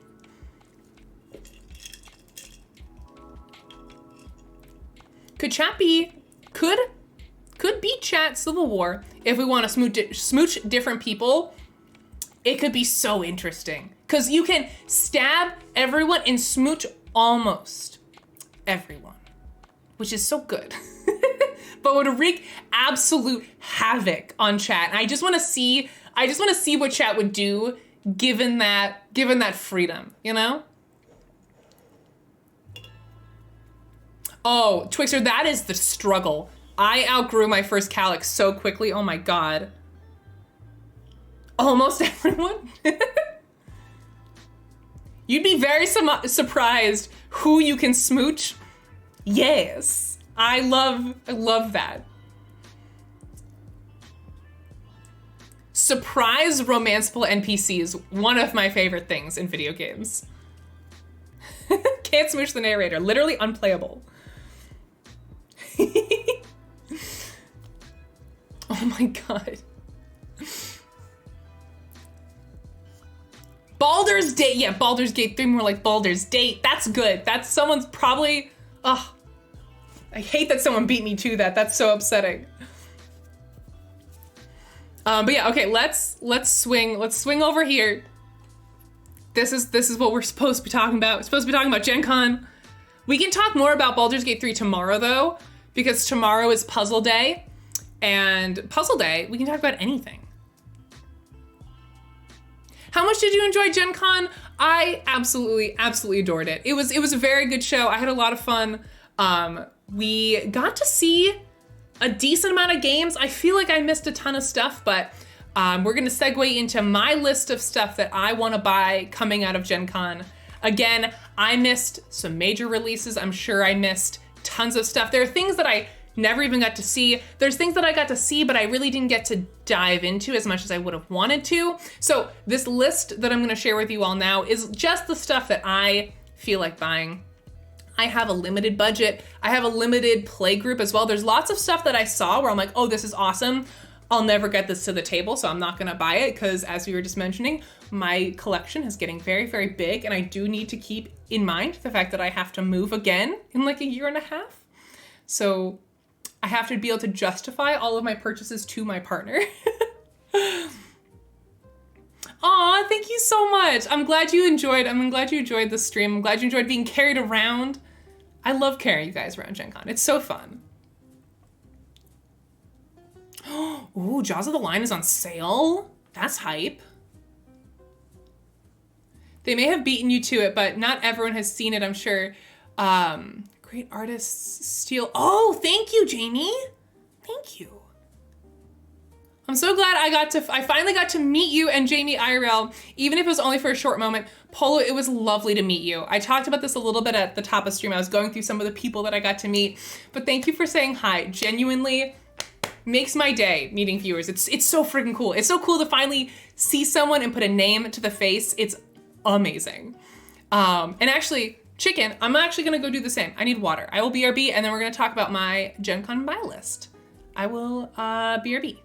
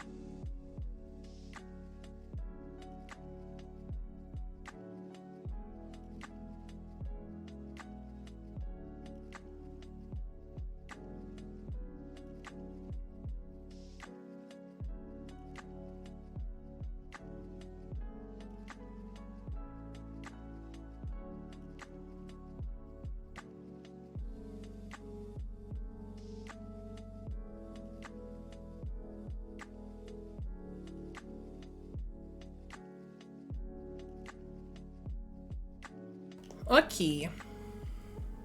All right, where the buy list? I'm gonna show you the buy list right now. So excited. Okay, so my Gen Con buy list. Reminder of my disclaimers that this is just the stuff that I saw long enough to make a decision on and that I think might like gaming group will enjoy.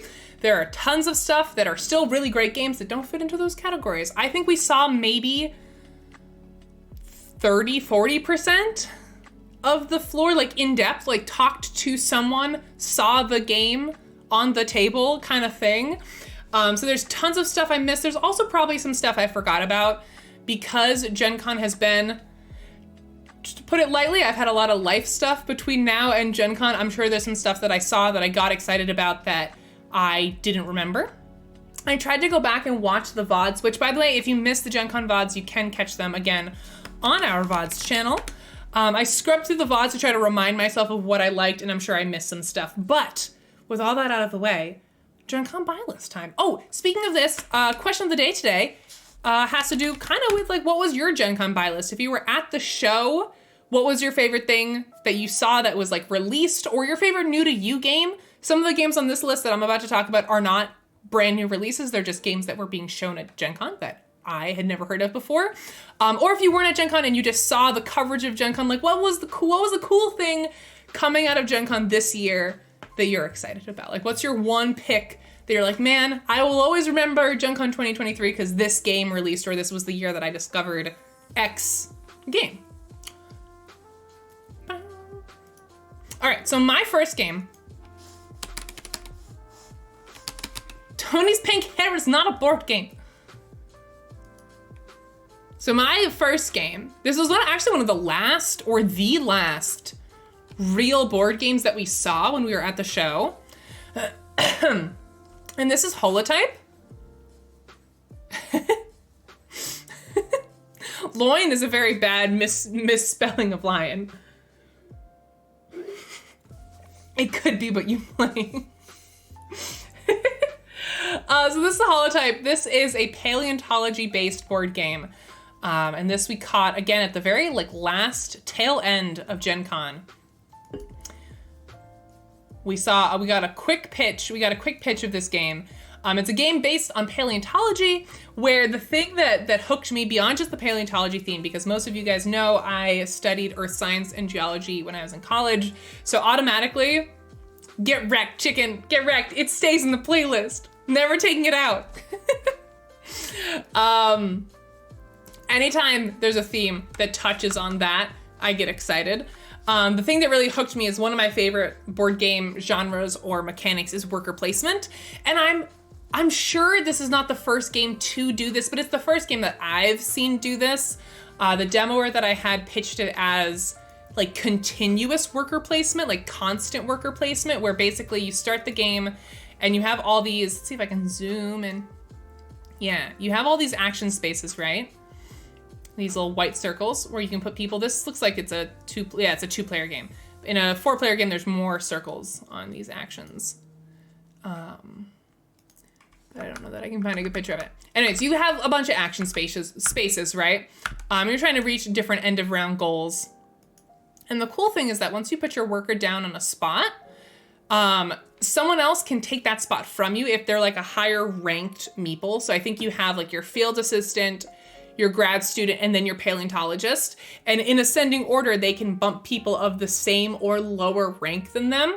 So when your paleontologist gets bumped, or when your meeple gets bumped, it comes back to you, so you can expend it again. So it's like this constant thing. It's this constant cycle of worker placement, to my understanding. I obviously didn't get to actually play any of these games. This was my understanding from the demo. That seemed really cool. I love worker placement. My only hesitation with this one, and I think I'm still gonna get it. Yeah, Bloody kind of nailed it. My one gripe with this is I'm not super into the graphic design and the visuals. The theme, yes, sign me up. Dinosaurs, paleontology, absolutely. The graphic design and the art, not my favorite. Like this cover, quite bland. I feel like I've seen this already. The stark white cover, and then the one thing, I mean, obviously we have it with Letter Jam, but it also makes me think of like Tokaido or Fog of Love. Like there's something, and this feels like it doesn't do that concept as well as those other games.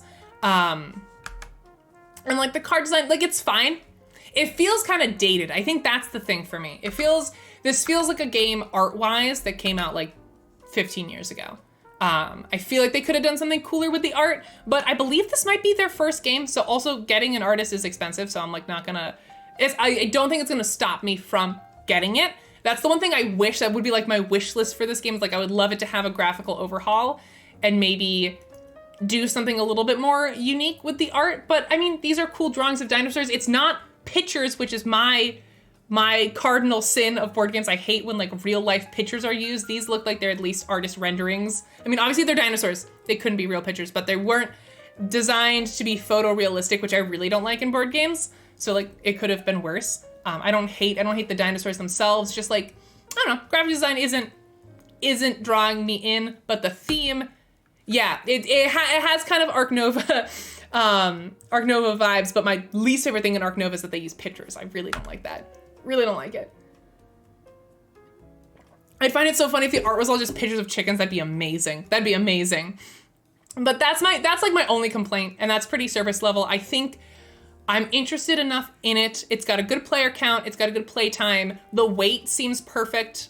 It's at a 2.2 on BGG. And I'm really interested in how that continuous worker placement works. And it gets really good ratings on BGG. Like 7.6 is a very good BGG rating. So I'm not dissuaded by the fact that I believe it's a first-time publisher, or at least, I don't know, a smaller publisher that I've not heard of before. That doesn't like scare me because the rating is really good. It seems to be getting a lot of good feedback. So yeah, Holotype is the first one on my list. I'm super excited.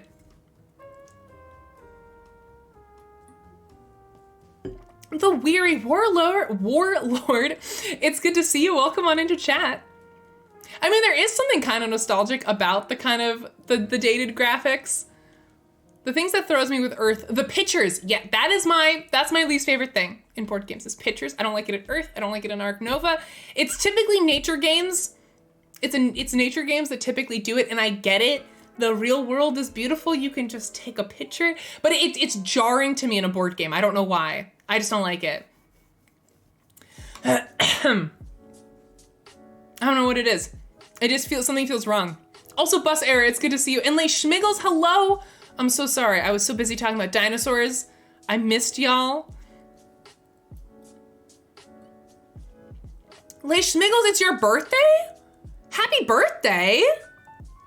Oh my goodness. Happy birthday, friend. Are you doing anything special for your birthday besides, of course, hanging out with us on stream? Ooh, DBX Runner answered question of the day with War of the Ring, the card game. Yes, we saw that briefly. It looked very cool. If you're just joining us and you missed, this is our question of the day today. You're working, oh boo. Oh boo.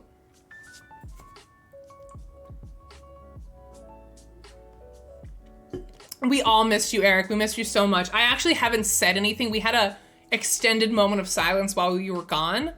We haven't done anything since you left.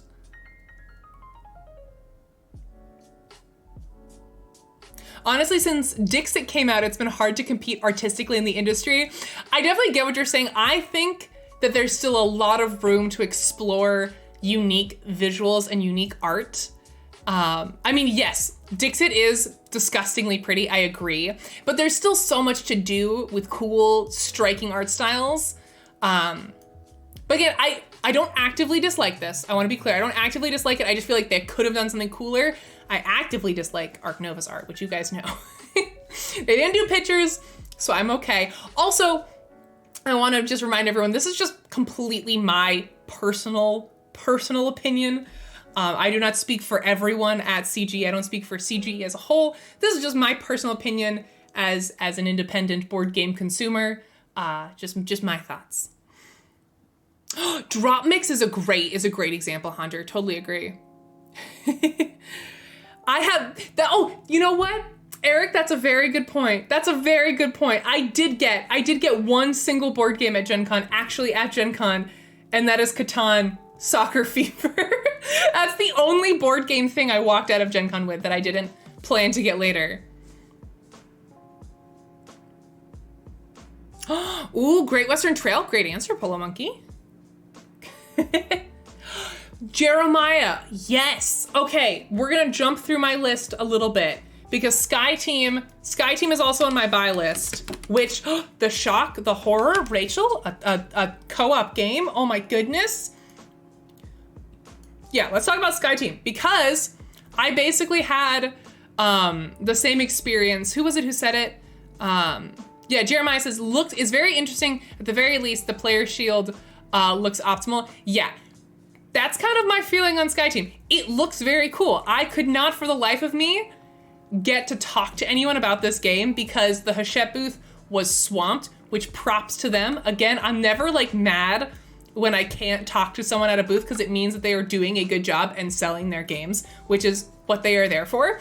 But I got to kind of watch people playing, and I have just heard nonstop buzz about this game. So I'm at the point where I'm like, the price point is low enough, the concept is unique enough that I want to get it and just see. You know, this is the only game that's on my buy list that I really didn't get to learn anything about, like new at the show. I knew a little bit going into it, but I wasn't able to talk to anyone from Hachette about it, that I'm like, all right, let's get it, because it's been getting so much buzz. Trash Talk, yes, Chicken, that's also on my list. That's also on my list. Fantastic choice. Oh, Eric, totally agree. Totally agree. I can tell you anything you need to know about Sky Team. Interesting, interesting. I mean, I don't even know what I want. I don't even know what it is that I want to know. I mean, my understanding is that if you've never heard of this before, it's a 2-player cooperative game where you are 2 like ground control operatives for an airline trying to land a bunch of planes. And it sounds like it is very hectic. It's cooperative, but I can do cooperative if there's like a pressure, if there's like a time pressure, there's communication barriers, that kind of thing I can work with. Typically, I don't like co-op games. I, in particular, don't like co-op games that feel like they could have been competitive. And this feels like working together with another person to communicate how to land these planes. That feels like it is an inherently cooperative experience. So I'm like, I'm on board. I'm okay with that. Yeah, exactly. Space Alert is one of my favorite co-op games because it is an experience that really couldn't be competitive. It has to be co-op. Oh, welcome on in, Bulky. It's good to see you. Thank you for joining us.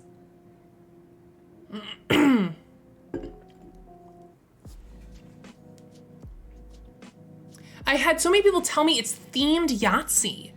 Ooh, I cannot confirm nor deny if that's an accurate impression because I have not played it. Interesting. But yeah, that's Sky Team. I would talk more about it, but I have not played it. I wasn't able to speak to anyone from the publisher at Gen Con about it, but I have heard enough about it that I'm convinced. So shout out to the Hachette marketing team because this game has been constantly in my feed. So we're gonna cave and we're gonna get it. Next on my list is Bonsai, which we got to talk to someone about and we got to see a little bit of it. This is a tile laying game, and man, it just gives me good Minecraft vibes.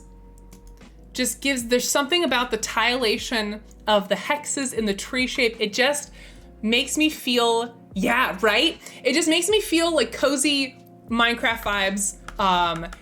And it seems like it is a good little tile placement game. My understanding is that it's an open draft system, which this actually, I mean, I know obviously the tile placement in the tree shape is what immediately grabs you as like the gimmick almost of the game.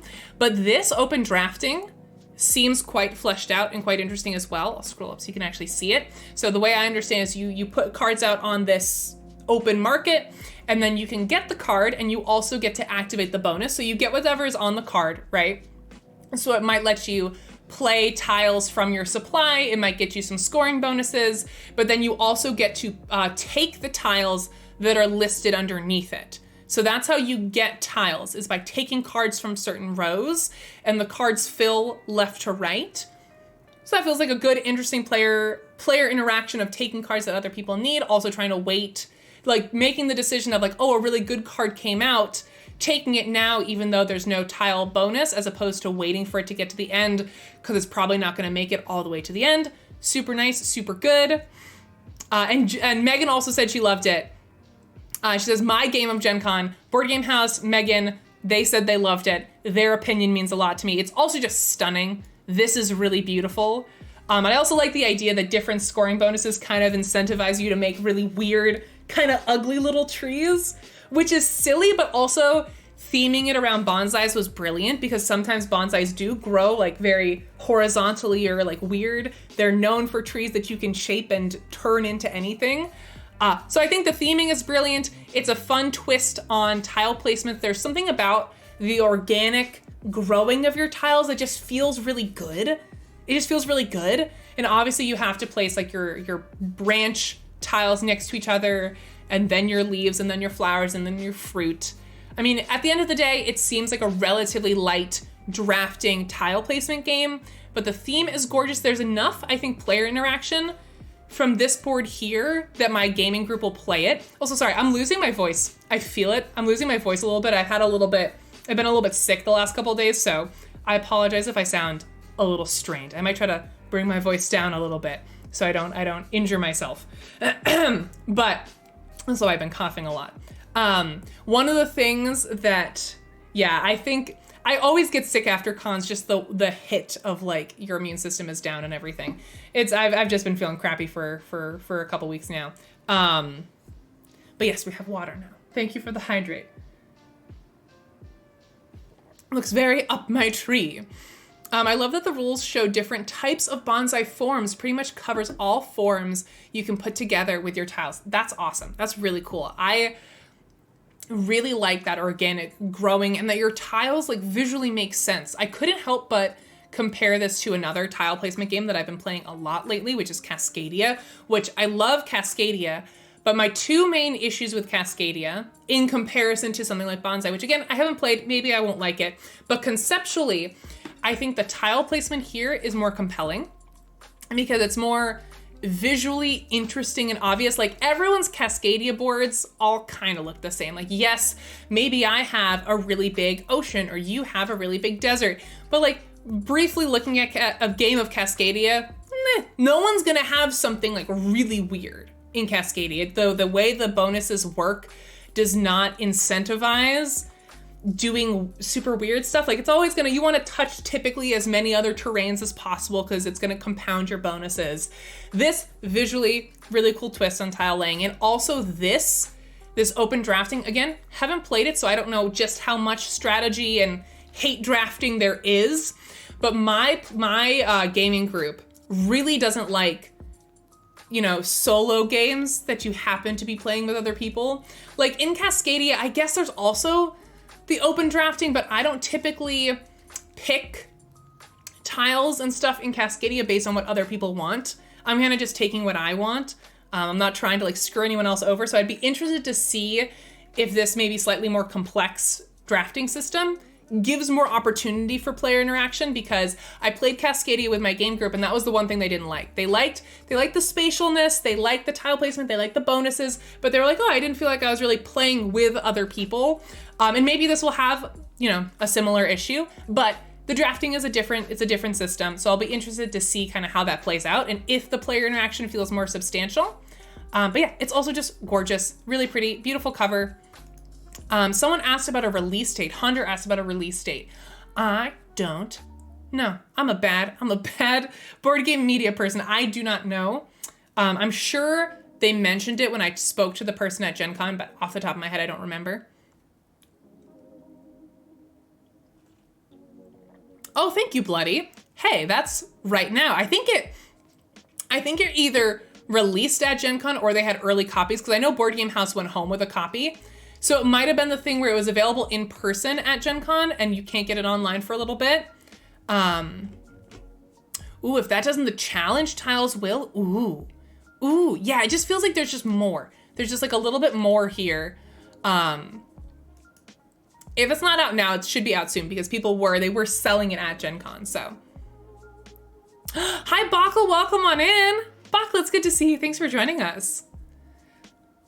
What's on the buy list? I want to know what you bought for me. So far, we have Holotype and Sky Team, and we just finished talking about Bonsai. Next on my list is a game called Freelancers, which I have to say, kind of bad SEO, because I was trying to look up stuff about this game and I always had to type Freelancers, a Crossroads game, because otherwise I would just get job listings, but it's a clever name given the theme.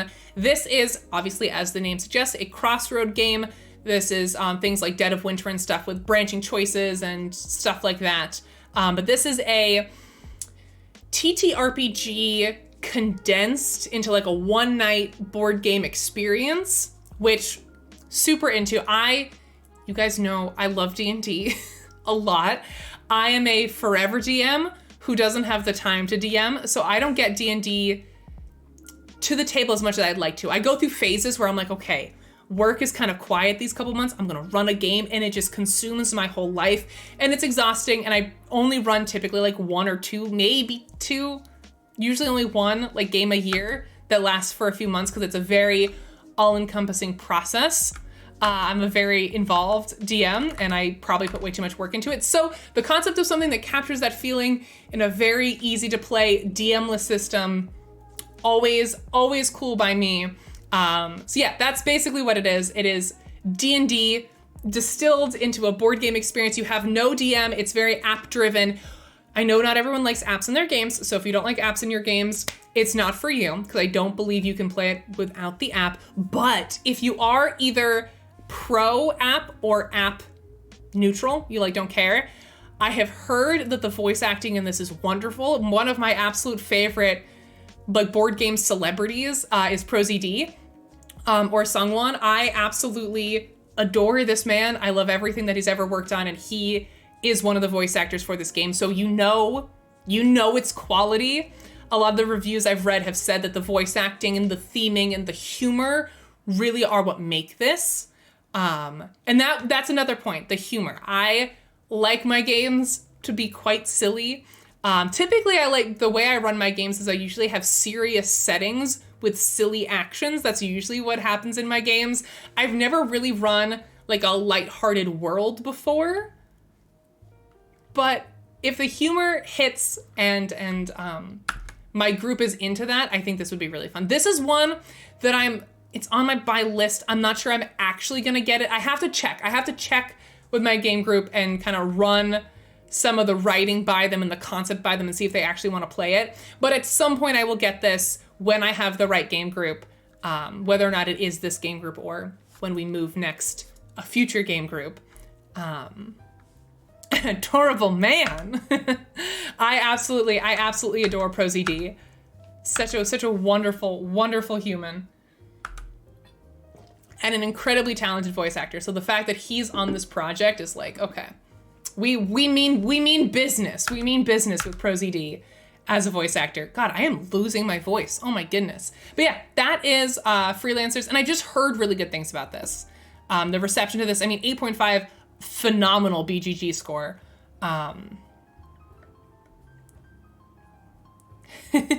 I'll read you the little blurb. It says, Freelancers, a crossword game, condenses the fantasy RPG campaign into a single night of fun and mayhem. That's the other thing I like about it, is that it's a one and done kind of thing. You can play it multiple times, but I like the idea that it's not a campaign. Because a lot of the times, like if I'm gonna run a campaign, I might as well just play D&D. I might as well commit to it. I like the idea that it is the feeling of a D&D game in one night. Super cool, super nice.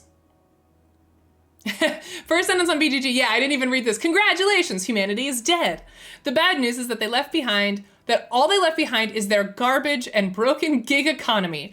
You can already kind of hear the humor in the BGG write-up, and you'll kind of know if it's for you or not. That's why we need freelancers like you who are ready to take on any job. No matter how loathsome. As a freelancer, you will delve into ruins, brave the wilds, and slay hordes of hideous creatures that litter the dark, forgotten corners of the world. All so you can gather loot and return home, ready to blow it all and start over again the next day. It's a lousy gig, so it's perfect for the likes of you. So good. So very, very good. And then the more descriptive of the actual mechanics description says, Freelancers, a crossword game, condenses the fantasy RPG campaign experience into a single night of fun and mayhem. Create a character, roll funky dice, and blaze your way through multiple stories set in a magical world, monsters, and murder. Better yet, no game master is required, as a magical companion app does all the storytelling for you. Immerse yourself in a fully voiced, industry-leading audio as you play. Explore hundreds of branching paths in five highly replayable campaigns. Mix and match a multitude of species and jobs to build your own unique character. Pick up and play. Simple rules, low commitment, and no prep. sounds amazing. I mean, I know there's lots of products like this that are like, oh, it's DM-less. You can just, you can just throw it on the table. But there's something about this, the humor, the fact that it's narrated in an app, it really is like zero effort, no GM required. So yeah, this is on my list. I'm very excited about it. Paya, hello, welcome on in. Enjoy your lurk. So yeah, once again, this was Freelancers, a Crossroad game. My next game, relatively quick entry in my list. This was not a new release at Gen Con. This has been out for a couple years, but it is new to me. And this game I'm getting because my dad will like it. That's it. The game is real simple. It's a game about guessing or recalling how famous people died and when they died. Boy, howdy, will my father love this game. That is why it is on my, if you watched me live on stream demo this game, that's all I could get. That's all I could say. It's all I could get out of my mouth. I was like, this is a game for my father. This is who this game was meant for. My dad has an ungodly memory for famous people and dates and how they died. It's something that he already enjoys remembering and recalling and telling to people. So I'm gonna get this for him for his birthday because I think he'll really enjoy it. It's super simple. I mean, it's a 1 out of 5.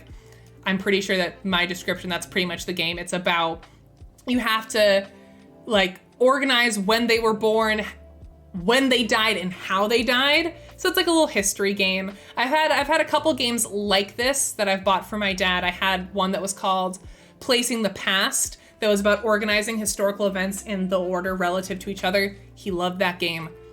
That's it. I have nothing more to say about Deadlines. My father's gonna really like it. Aw, shucks, Alkali. Question of the day, Clask when Ray played it on stream. That, I think, was my, okay, 2 separate thoughts. First thought, I think that was my favorite on-stream moment. Second thought, secondary question of the day. If you already answered the first question of the day or if you don't have an answer for it, what was your favorite moment from the Gen Con streams? Because I think getting into the Clask tournament, though I did not make it nary more than 1 round, it was still really fun to like be a part of that and that they let me come in with all my gear. I wish so desperately that I had won 1 game so that I could have like stayed. If you missed this on stream, there was a King of the Hill game of Clask going on at Gen Con where they had it open to anyone and you would win a free trip to Finland, I think, or Norway. I don't know, one of those countries, one of the Nordic countries. You would win a trip to compete in the finals. And there was this kid who had been there for like 3 hours beating everyone. So he was really good. I did not have a fair chance against him. He was very, very good. I'm assuming he won because he was undefeated for going on hours. And a game of Clask, it takes like 5 minutes. Think about how many games you had to win to be undefeated in Clask for hours. Okay, it was Finland. Okay, cool. I wish I had beaten, I mean, how cool would it have been to beat the reigning champion? But I have played Clask like once before, so it was not gonna happen.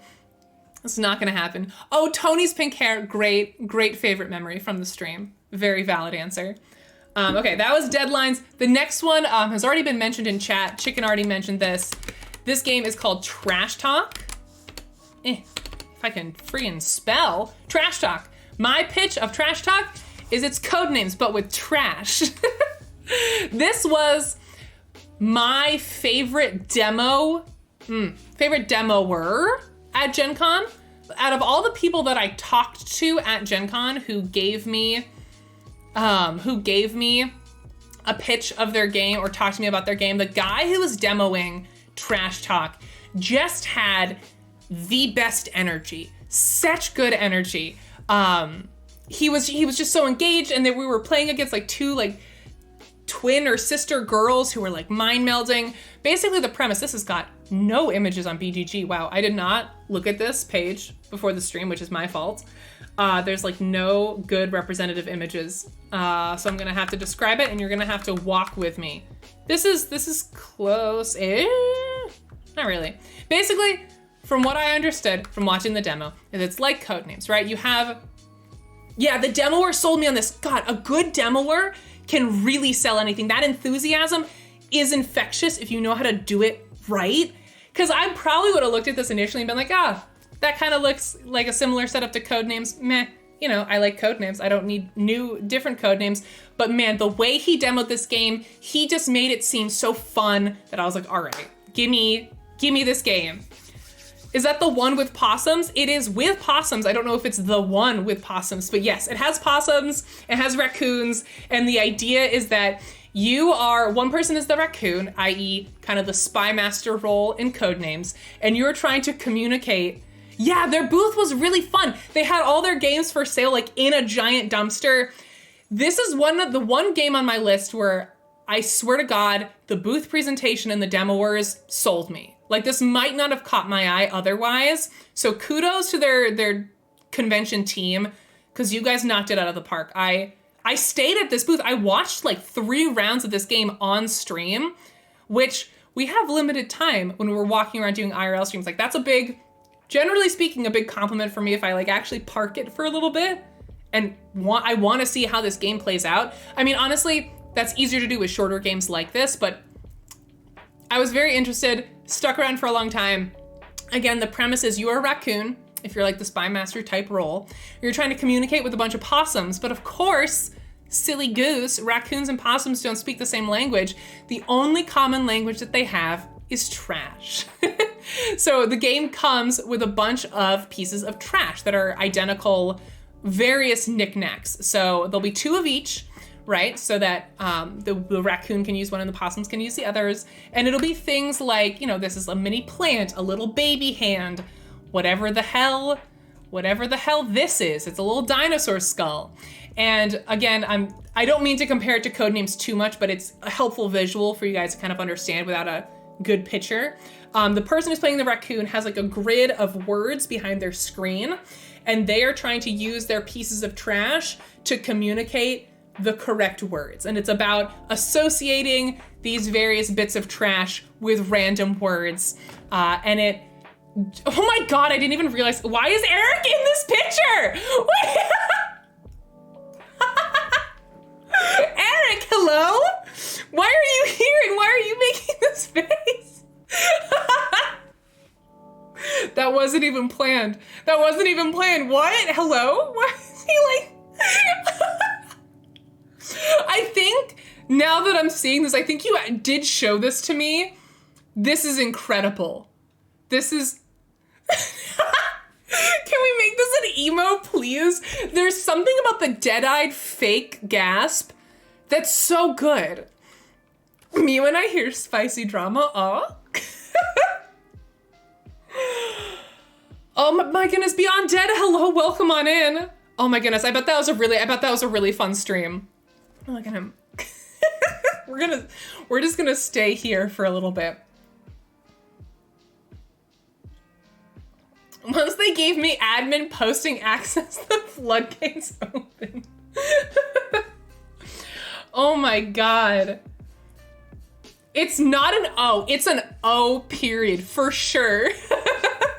Oh, what a fun Easter egg, Eric. Thank you so very much. This has made my day.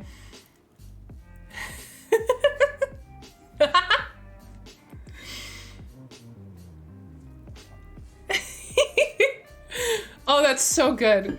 Man, I totally lost my train of thought. Basically, it's about associating random objects with words, which is, again, not like groundbreaking. I mean, association games, there's a lot of them, but there's something about the uniqueness of the items, and just how much fun people were having when they were playing it, because it's so abstract. I mean, it's literal trash. It's random stuff. And I was kind of confused as to how you could even make those connections, but the people that we were watching were doing really, really well, which proves that when you're in that mindset, you can like make it work. And they also mentioned that it's BYO trash. So if you don't want to use the trash that comes in the game, as long as you have 2 versions of a piece of trash, so like 2 candy wrappers, or 2 shoes. You could play it with stuff you have around your house, which I think is really fun. That aspect is a really cool twist. Oh my goodness, amazing, Barb. Thank you so much. Me when the chaos names comes out, because what I like about it is that it's very feigned surprise. It's like, oh, who put that word in the deck? Could it be me? There's something about like the dead eyes that's just so lovely. But that's Trash Talk. I'm getting this game. I was so won over by the booth presentation, by the demoer that I talked to. It just seemed like a really good time. I don't know if it's out yet outside of Gen Con, if it has an online version, but I will be tracking it and seeing when I can get it. Cause I really enjoyed it. The theming's really cute. Look at that little raccoon and his little bow tie or his necktie. It's just really good. That's Trash Talk. Next game.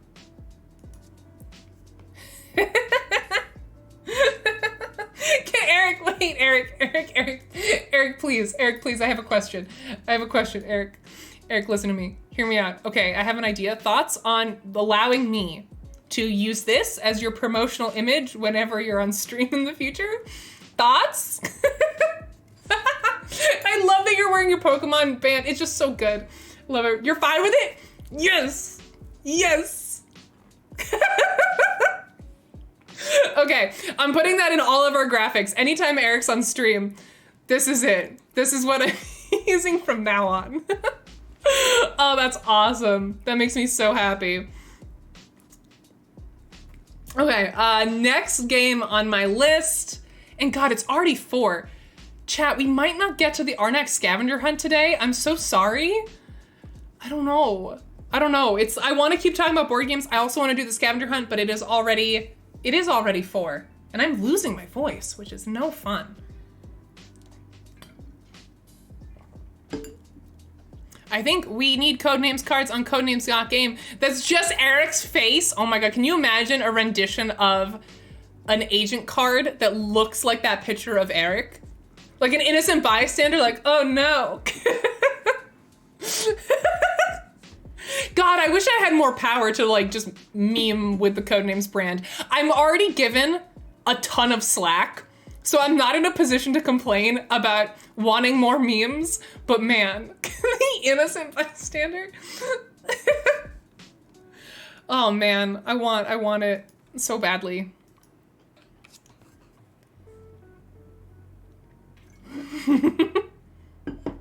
Okay, all right, next game on my list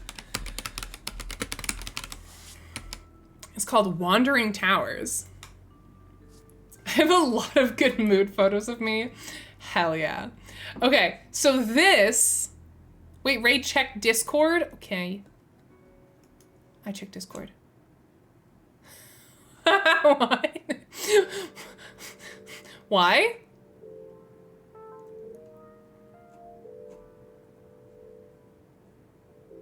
Oh, I'm looking at the mods chat. I'm looking at the duck head coming out of a banana and I have no words. I'll look at regular Discord. Oh no. Oh, was I not supposed to see that? Oh, that's so good. Oh, that's so very good. Oh my God.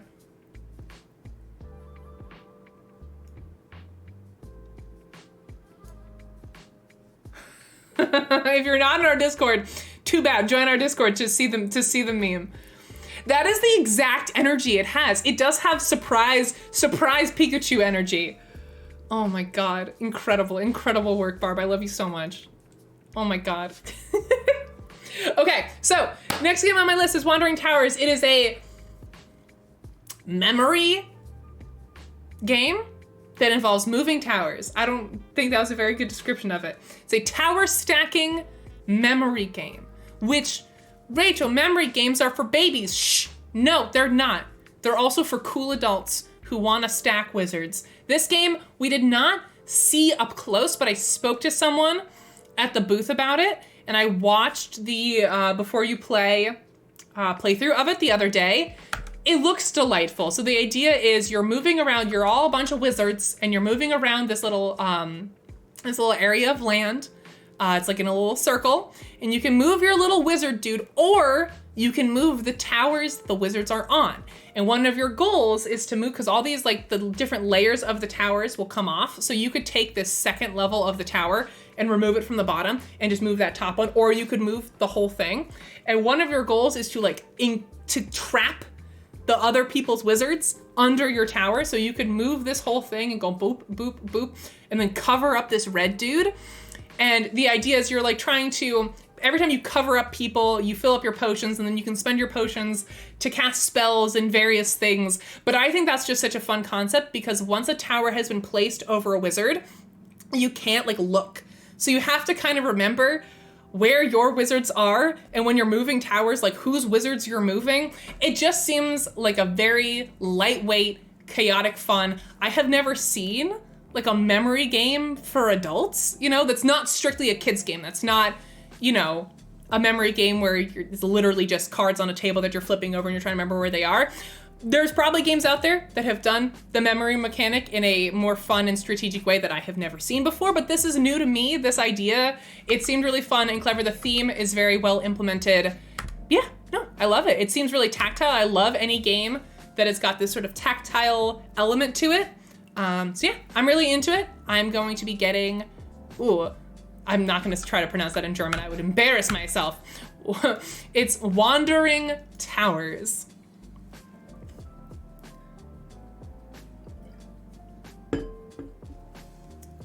Oh, you bought Wandering Towers? Nice, DBX. Have you gotten a chance to play it outside of the show? Oh, that's a bummer, Eva. If you don't like the memory thing, I think that's pretty crucial to the gameplay. So that's a bummer if it's not your jam, but it's good that, like, you have that information. You didn't buy it because you saw the cool towers and then you're like, oh man, gotta remember stuff. But yeah, it looks really cool. That is Wandering Towers. And then my last one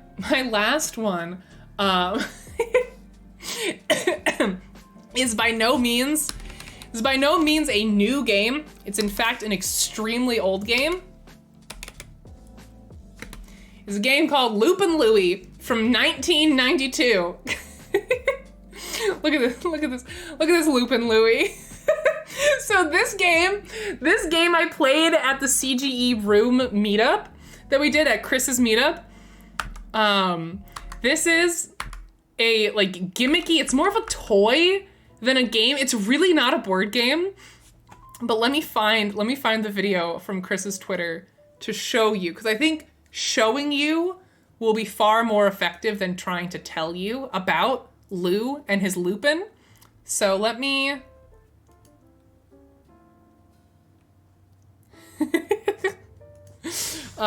Chris Charity, board gamer.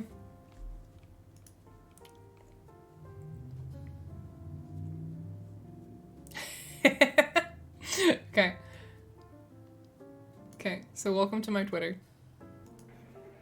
This is me playing Loopin' Louie. So I was so tired. This is Saturday night. This is Saturday night. The CG Room meetup goes till midnight.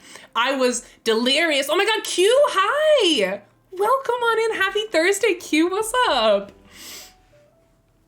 Okay, so this is Loopin' Louie. It was Saturday night at midnight, and I was so tired. And poor Olympian. Olympian was trying to play his prototype with me, which, by the way, is fantastic. Given the fact that I had 2 brain cells and I still enjoyed this game, should say a lot. Thank you so much for that follow. Welcome on in, Andy Lee Underwood. It's nice to meet you. Welcome to the Czech Games Edition Twitch channel. Feel free to jump in and say hey, or just lurk, whatever you feel like. It's playing Olympian's prototype, which was very good, but I was becoming a very sleepy boy. Very sleepy.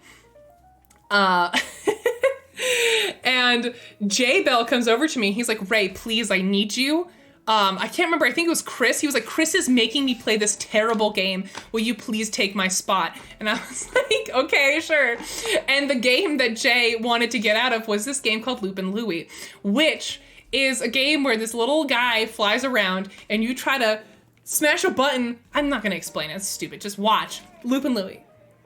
You try to hit your little thing to knock other people's little blue circles off. And this just woke me up. This is the single game I had the most fun with at all of Gen Con. I had so much fun. I was so into it. I'm like screaming. I'm playing with Megan, by the way.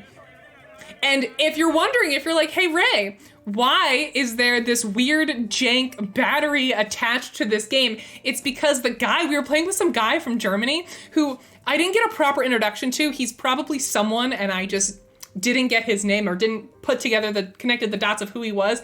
Some random German guy who had this on a table. And this is like jerry-rigged. So normally Looping Louie goes around at a consistent pace, right? His little plane will fly around at like a normal speed. But this battery is some weird German modification to the game that causes the motor to just be completely random. So sometimes you'll see it, he stopped over here. So he'll just stop and then just go boom. It makes it so random and so chaotic. Oh my God, it was so much fun.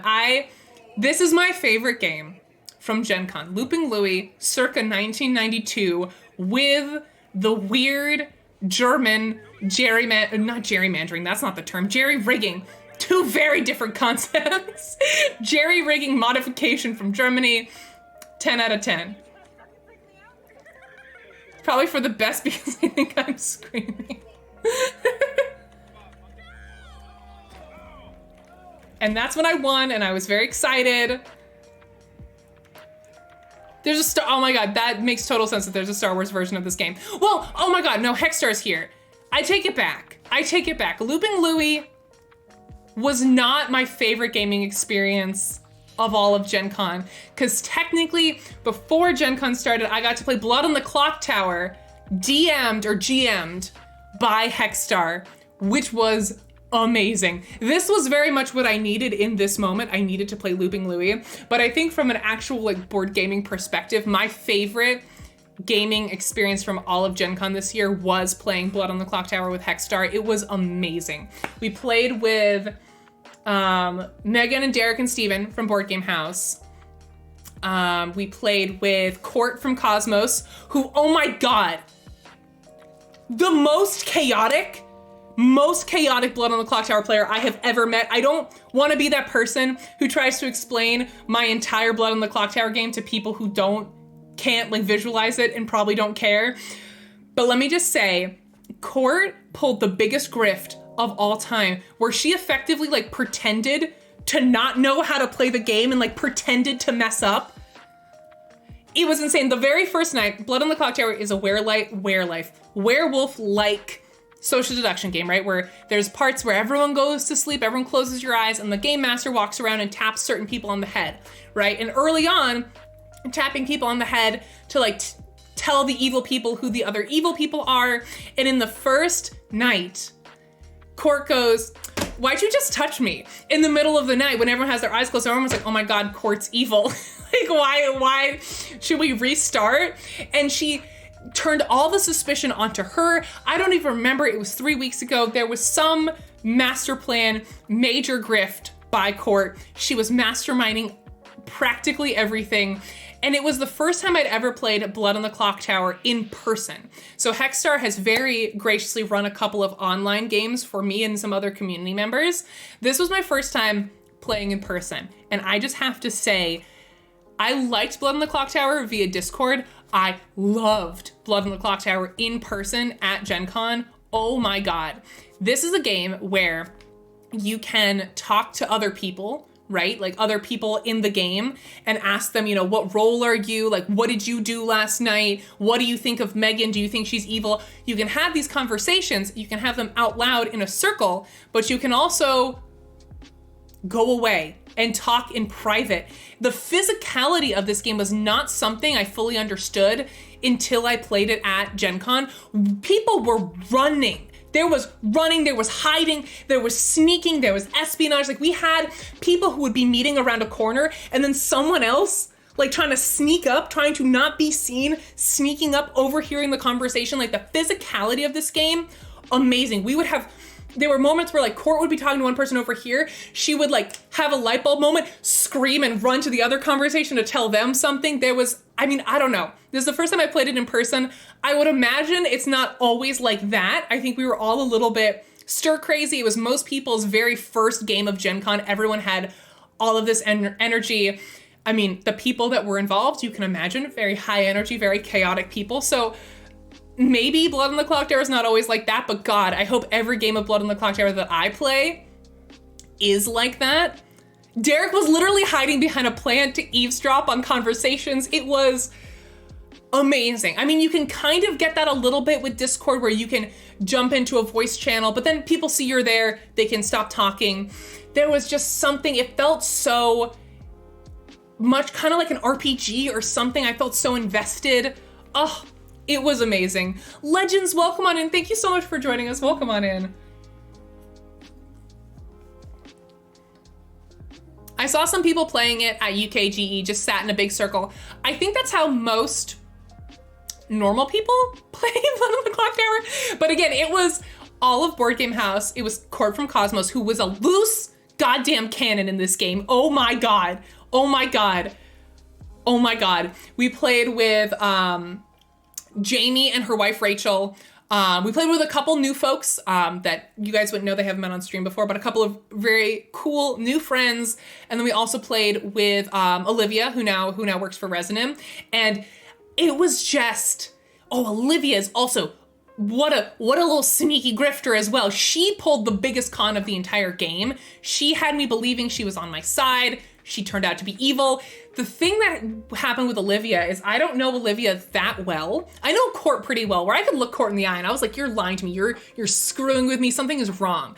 Olivia is a relatively new friend of mine where I just felt so guilty accusing her of being like, girl, I'm sorry. I actually don't trust you. I actually don't believe you right now. She had the best, like, oh my God, I'm so hurt by that. Like she, I don't know what the secret sauce is, but she did such a good job at making me feel guilty for doubting her. It wasn't like an explosive, why don't you believe me? Oh my God. It was like a, wow. I can't even do it. Cause like I'm doing it right now and it feels so fake. She did it in a way that felt so real, where I was like, oh my God, I'm like so sorry. I want us to be friends. Like you know what? Maybe it's fine. Like she had me on the ropes that entire game. She is a very, very, very good Blood on the Clock Tower player. Like, I would say Court is a chaotic Blood on the Clock Tower player. I don't even know that she fully understood her grift the entire game. Olivia tuned into everything the entire time. So calculating. I was so impressed. And I also want to preface this by saying this is a good thing. In this type of game, that type of player is amazing. It was an honor to play Blood on the Clock Tower with her. It was amazing. And then there was the most amazing moment where the secret is to gaslight yourself.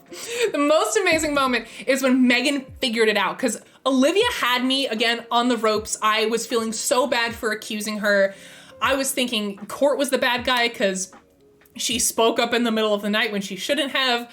I was all on board with that train. And then Megan has this moment where she was like, everyone shut up, listen. And she just like unraveled the whole thread. She had a special piece of information based on her character that kind of cracked the code of what was going on, and we needed this information to actually accuse Olivia, because Olivia had just been kind of shady. There hadn't been anything really concrete. There was basically a moment in the game. This is the woman who said she wasn't going to explain the entire game of Blood on the Clock Tower because no one likes when people do that, and she's doing it anyways. There was a moment where basically someone was lying. I knew that I wasn't lying. I was the saint. As Hexstar says, I was the saint, which is the character whom, if the town votes to kill the saint, the town immediately loses.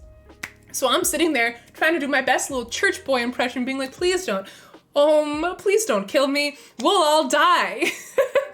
And there can only be two of a certain type of character, one of which is the saint, which I knew was me. And then both Olivia and Court were claiming to be the other one. Two different versions, but like they could not coexist. either Olivia or Court was lying, which was the most stressful thing in the entire world, because Court, again, just acting like a loose cannon, running around, screaming, and Olivia's over here, like, almost fake crying.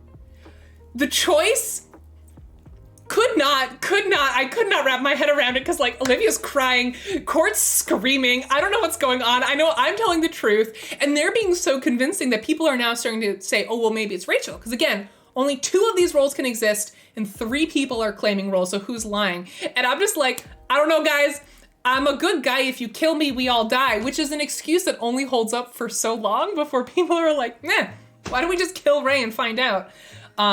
Absolutely incredible game. I needed Megan to save us like she did, because she had a clear head, she calculated it all out, and basically the theory Megan proposed for what the hell was happening, totally true.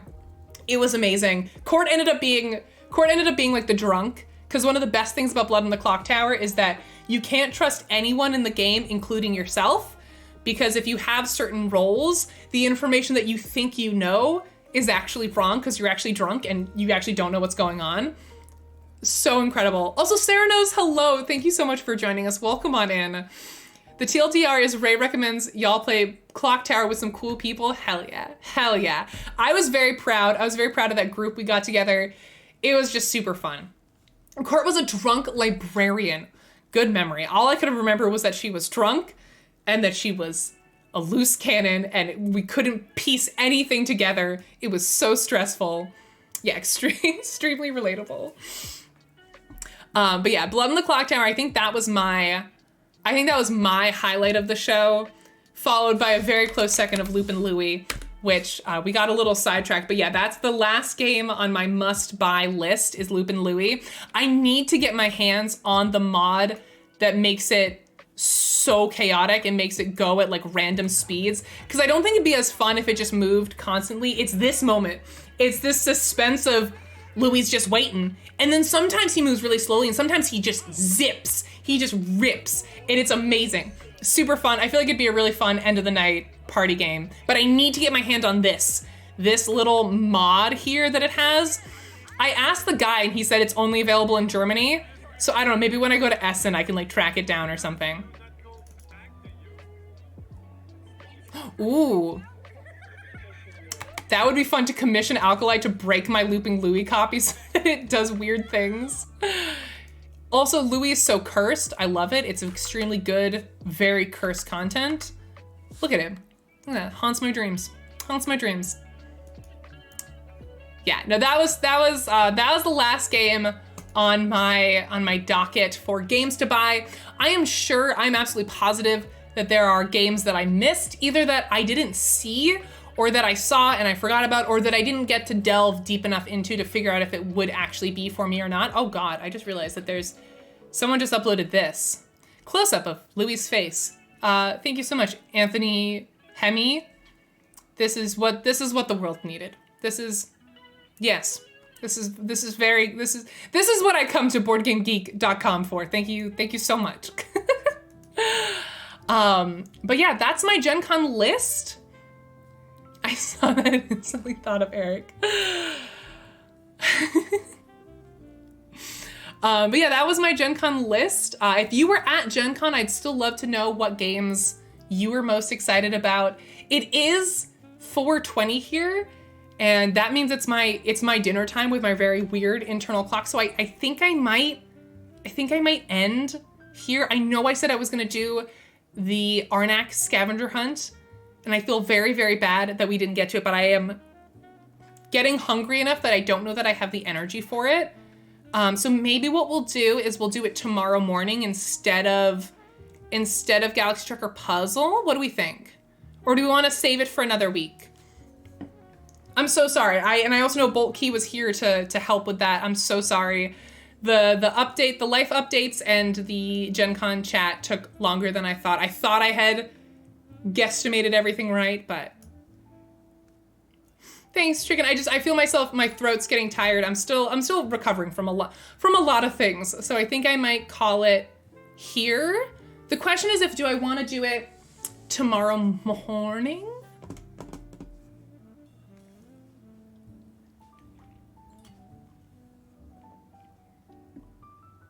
I recall you mentioning a space station game, not Gen Con, that caught everyone's attention on a CGE game event.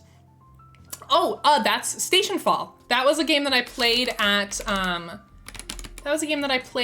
summer camp. That's this game, Station Fall, I believe is what you're talking about.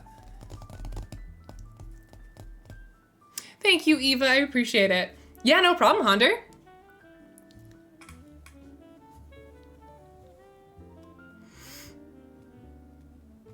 But yeah, sorry, I'm just thinking about what I want to do, because I think the puzzles will only take me about an hour.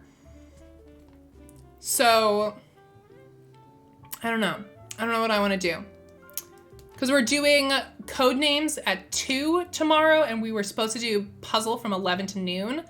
But maybe we do a little mishmash, or maybe we just chat some more. We talk more about Gen Con. There's other stuff we can talk about. I have to think about what I want to do. One thing, the puzzle might be a lot of talking. Very true. Very true. I'll figure it out. I think what I'll probably do is tack it on to tomorrow's stream. Yeah. I'll think about it. Chat. I will let y'all know what I decide. I'll think about it off camera, so you don't have to just sit here, watch me thinking. But I do think I need to end tonight. I'm still recovering from some sickness. Oh my God, Court? Were you here? Were you here for my Blood on the Clocktower conversation? Or did you just get here? Sorry, I attacked you. I miss you, I love you. Thank you for joining us in chat. I literally just talked about you for 30 minutes. So I want to know if you were lurking for that, or if you just conveniently joined as soon as I stopped talking about you.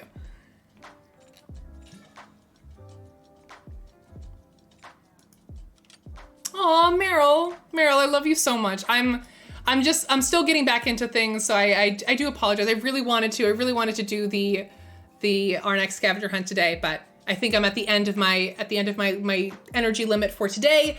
And tomorrow is already a longer stream, so I think we can fit it in there somewhere tomorrow. Oh my God, you just got off work. I was talking about our Blood on the Clocktower game and how you were drunk and confusing and screaming at me the entire time. Drunk in the context of the game, not in real life, but screaming at me. I'll download it for the plane. Oh my goodness, where are you going? Where are you flying to? I hope you have safe travels with whatever it is you're doing. I love you so much. This is the Court of famed Blood on the Clocktower story that we were just talking about, Court from Cosmos. But yeah, thank you all for being patient and understanding. I really appreciate it. I will be back here tomorrow at 11 a.m. for some combination of physical Galaxy Trucker puzzle, digital Arnak scavenger hunt puzzles, and then of course, community code names with Steven at 2 p.m. Ooh, have fun in Chicago. Jealous, that sounds fun. Yeah, I'm gonna go recoup a little bit so that I have energy for tomorrow. Again, this goes back to what I talked about kind of at the start of the stream.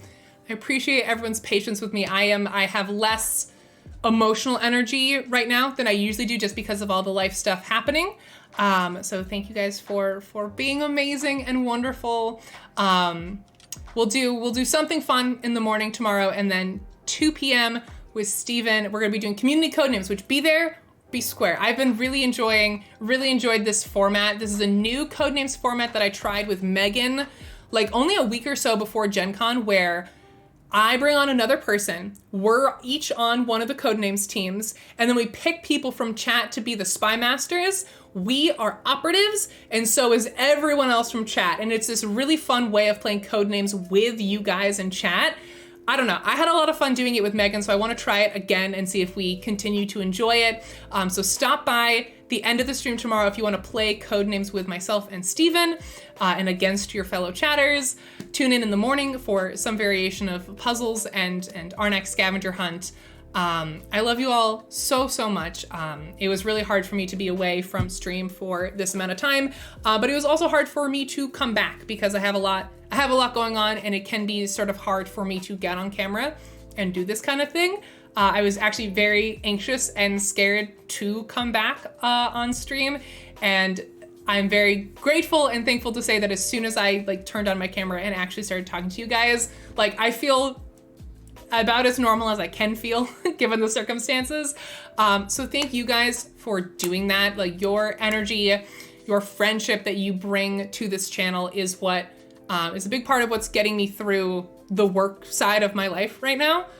So thank you guys for coming back in droves for this stream. I've seen a lot of usernames today that I haven't seen in a while, whether it be lurking, whether it's been you've been away from the stream for a while, and whether it was an intentional or not. Thank you for coming back for this stream in particular.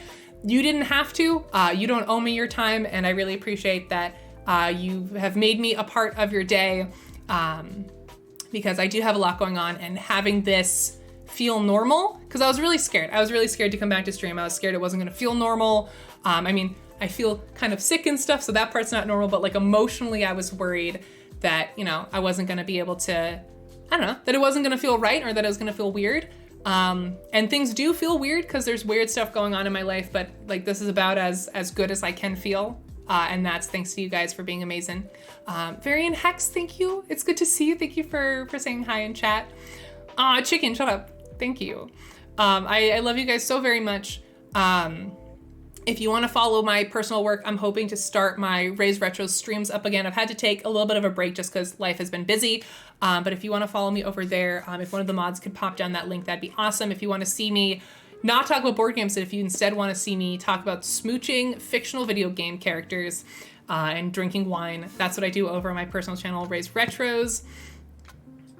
Aw, Ami, thank you so much. That's so sweet. That's really, really sweet. Thank you for the shout out, mods. I appreciate it. My mods are amazing. A reminder that all the revenue that we generate here goes to them.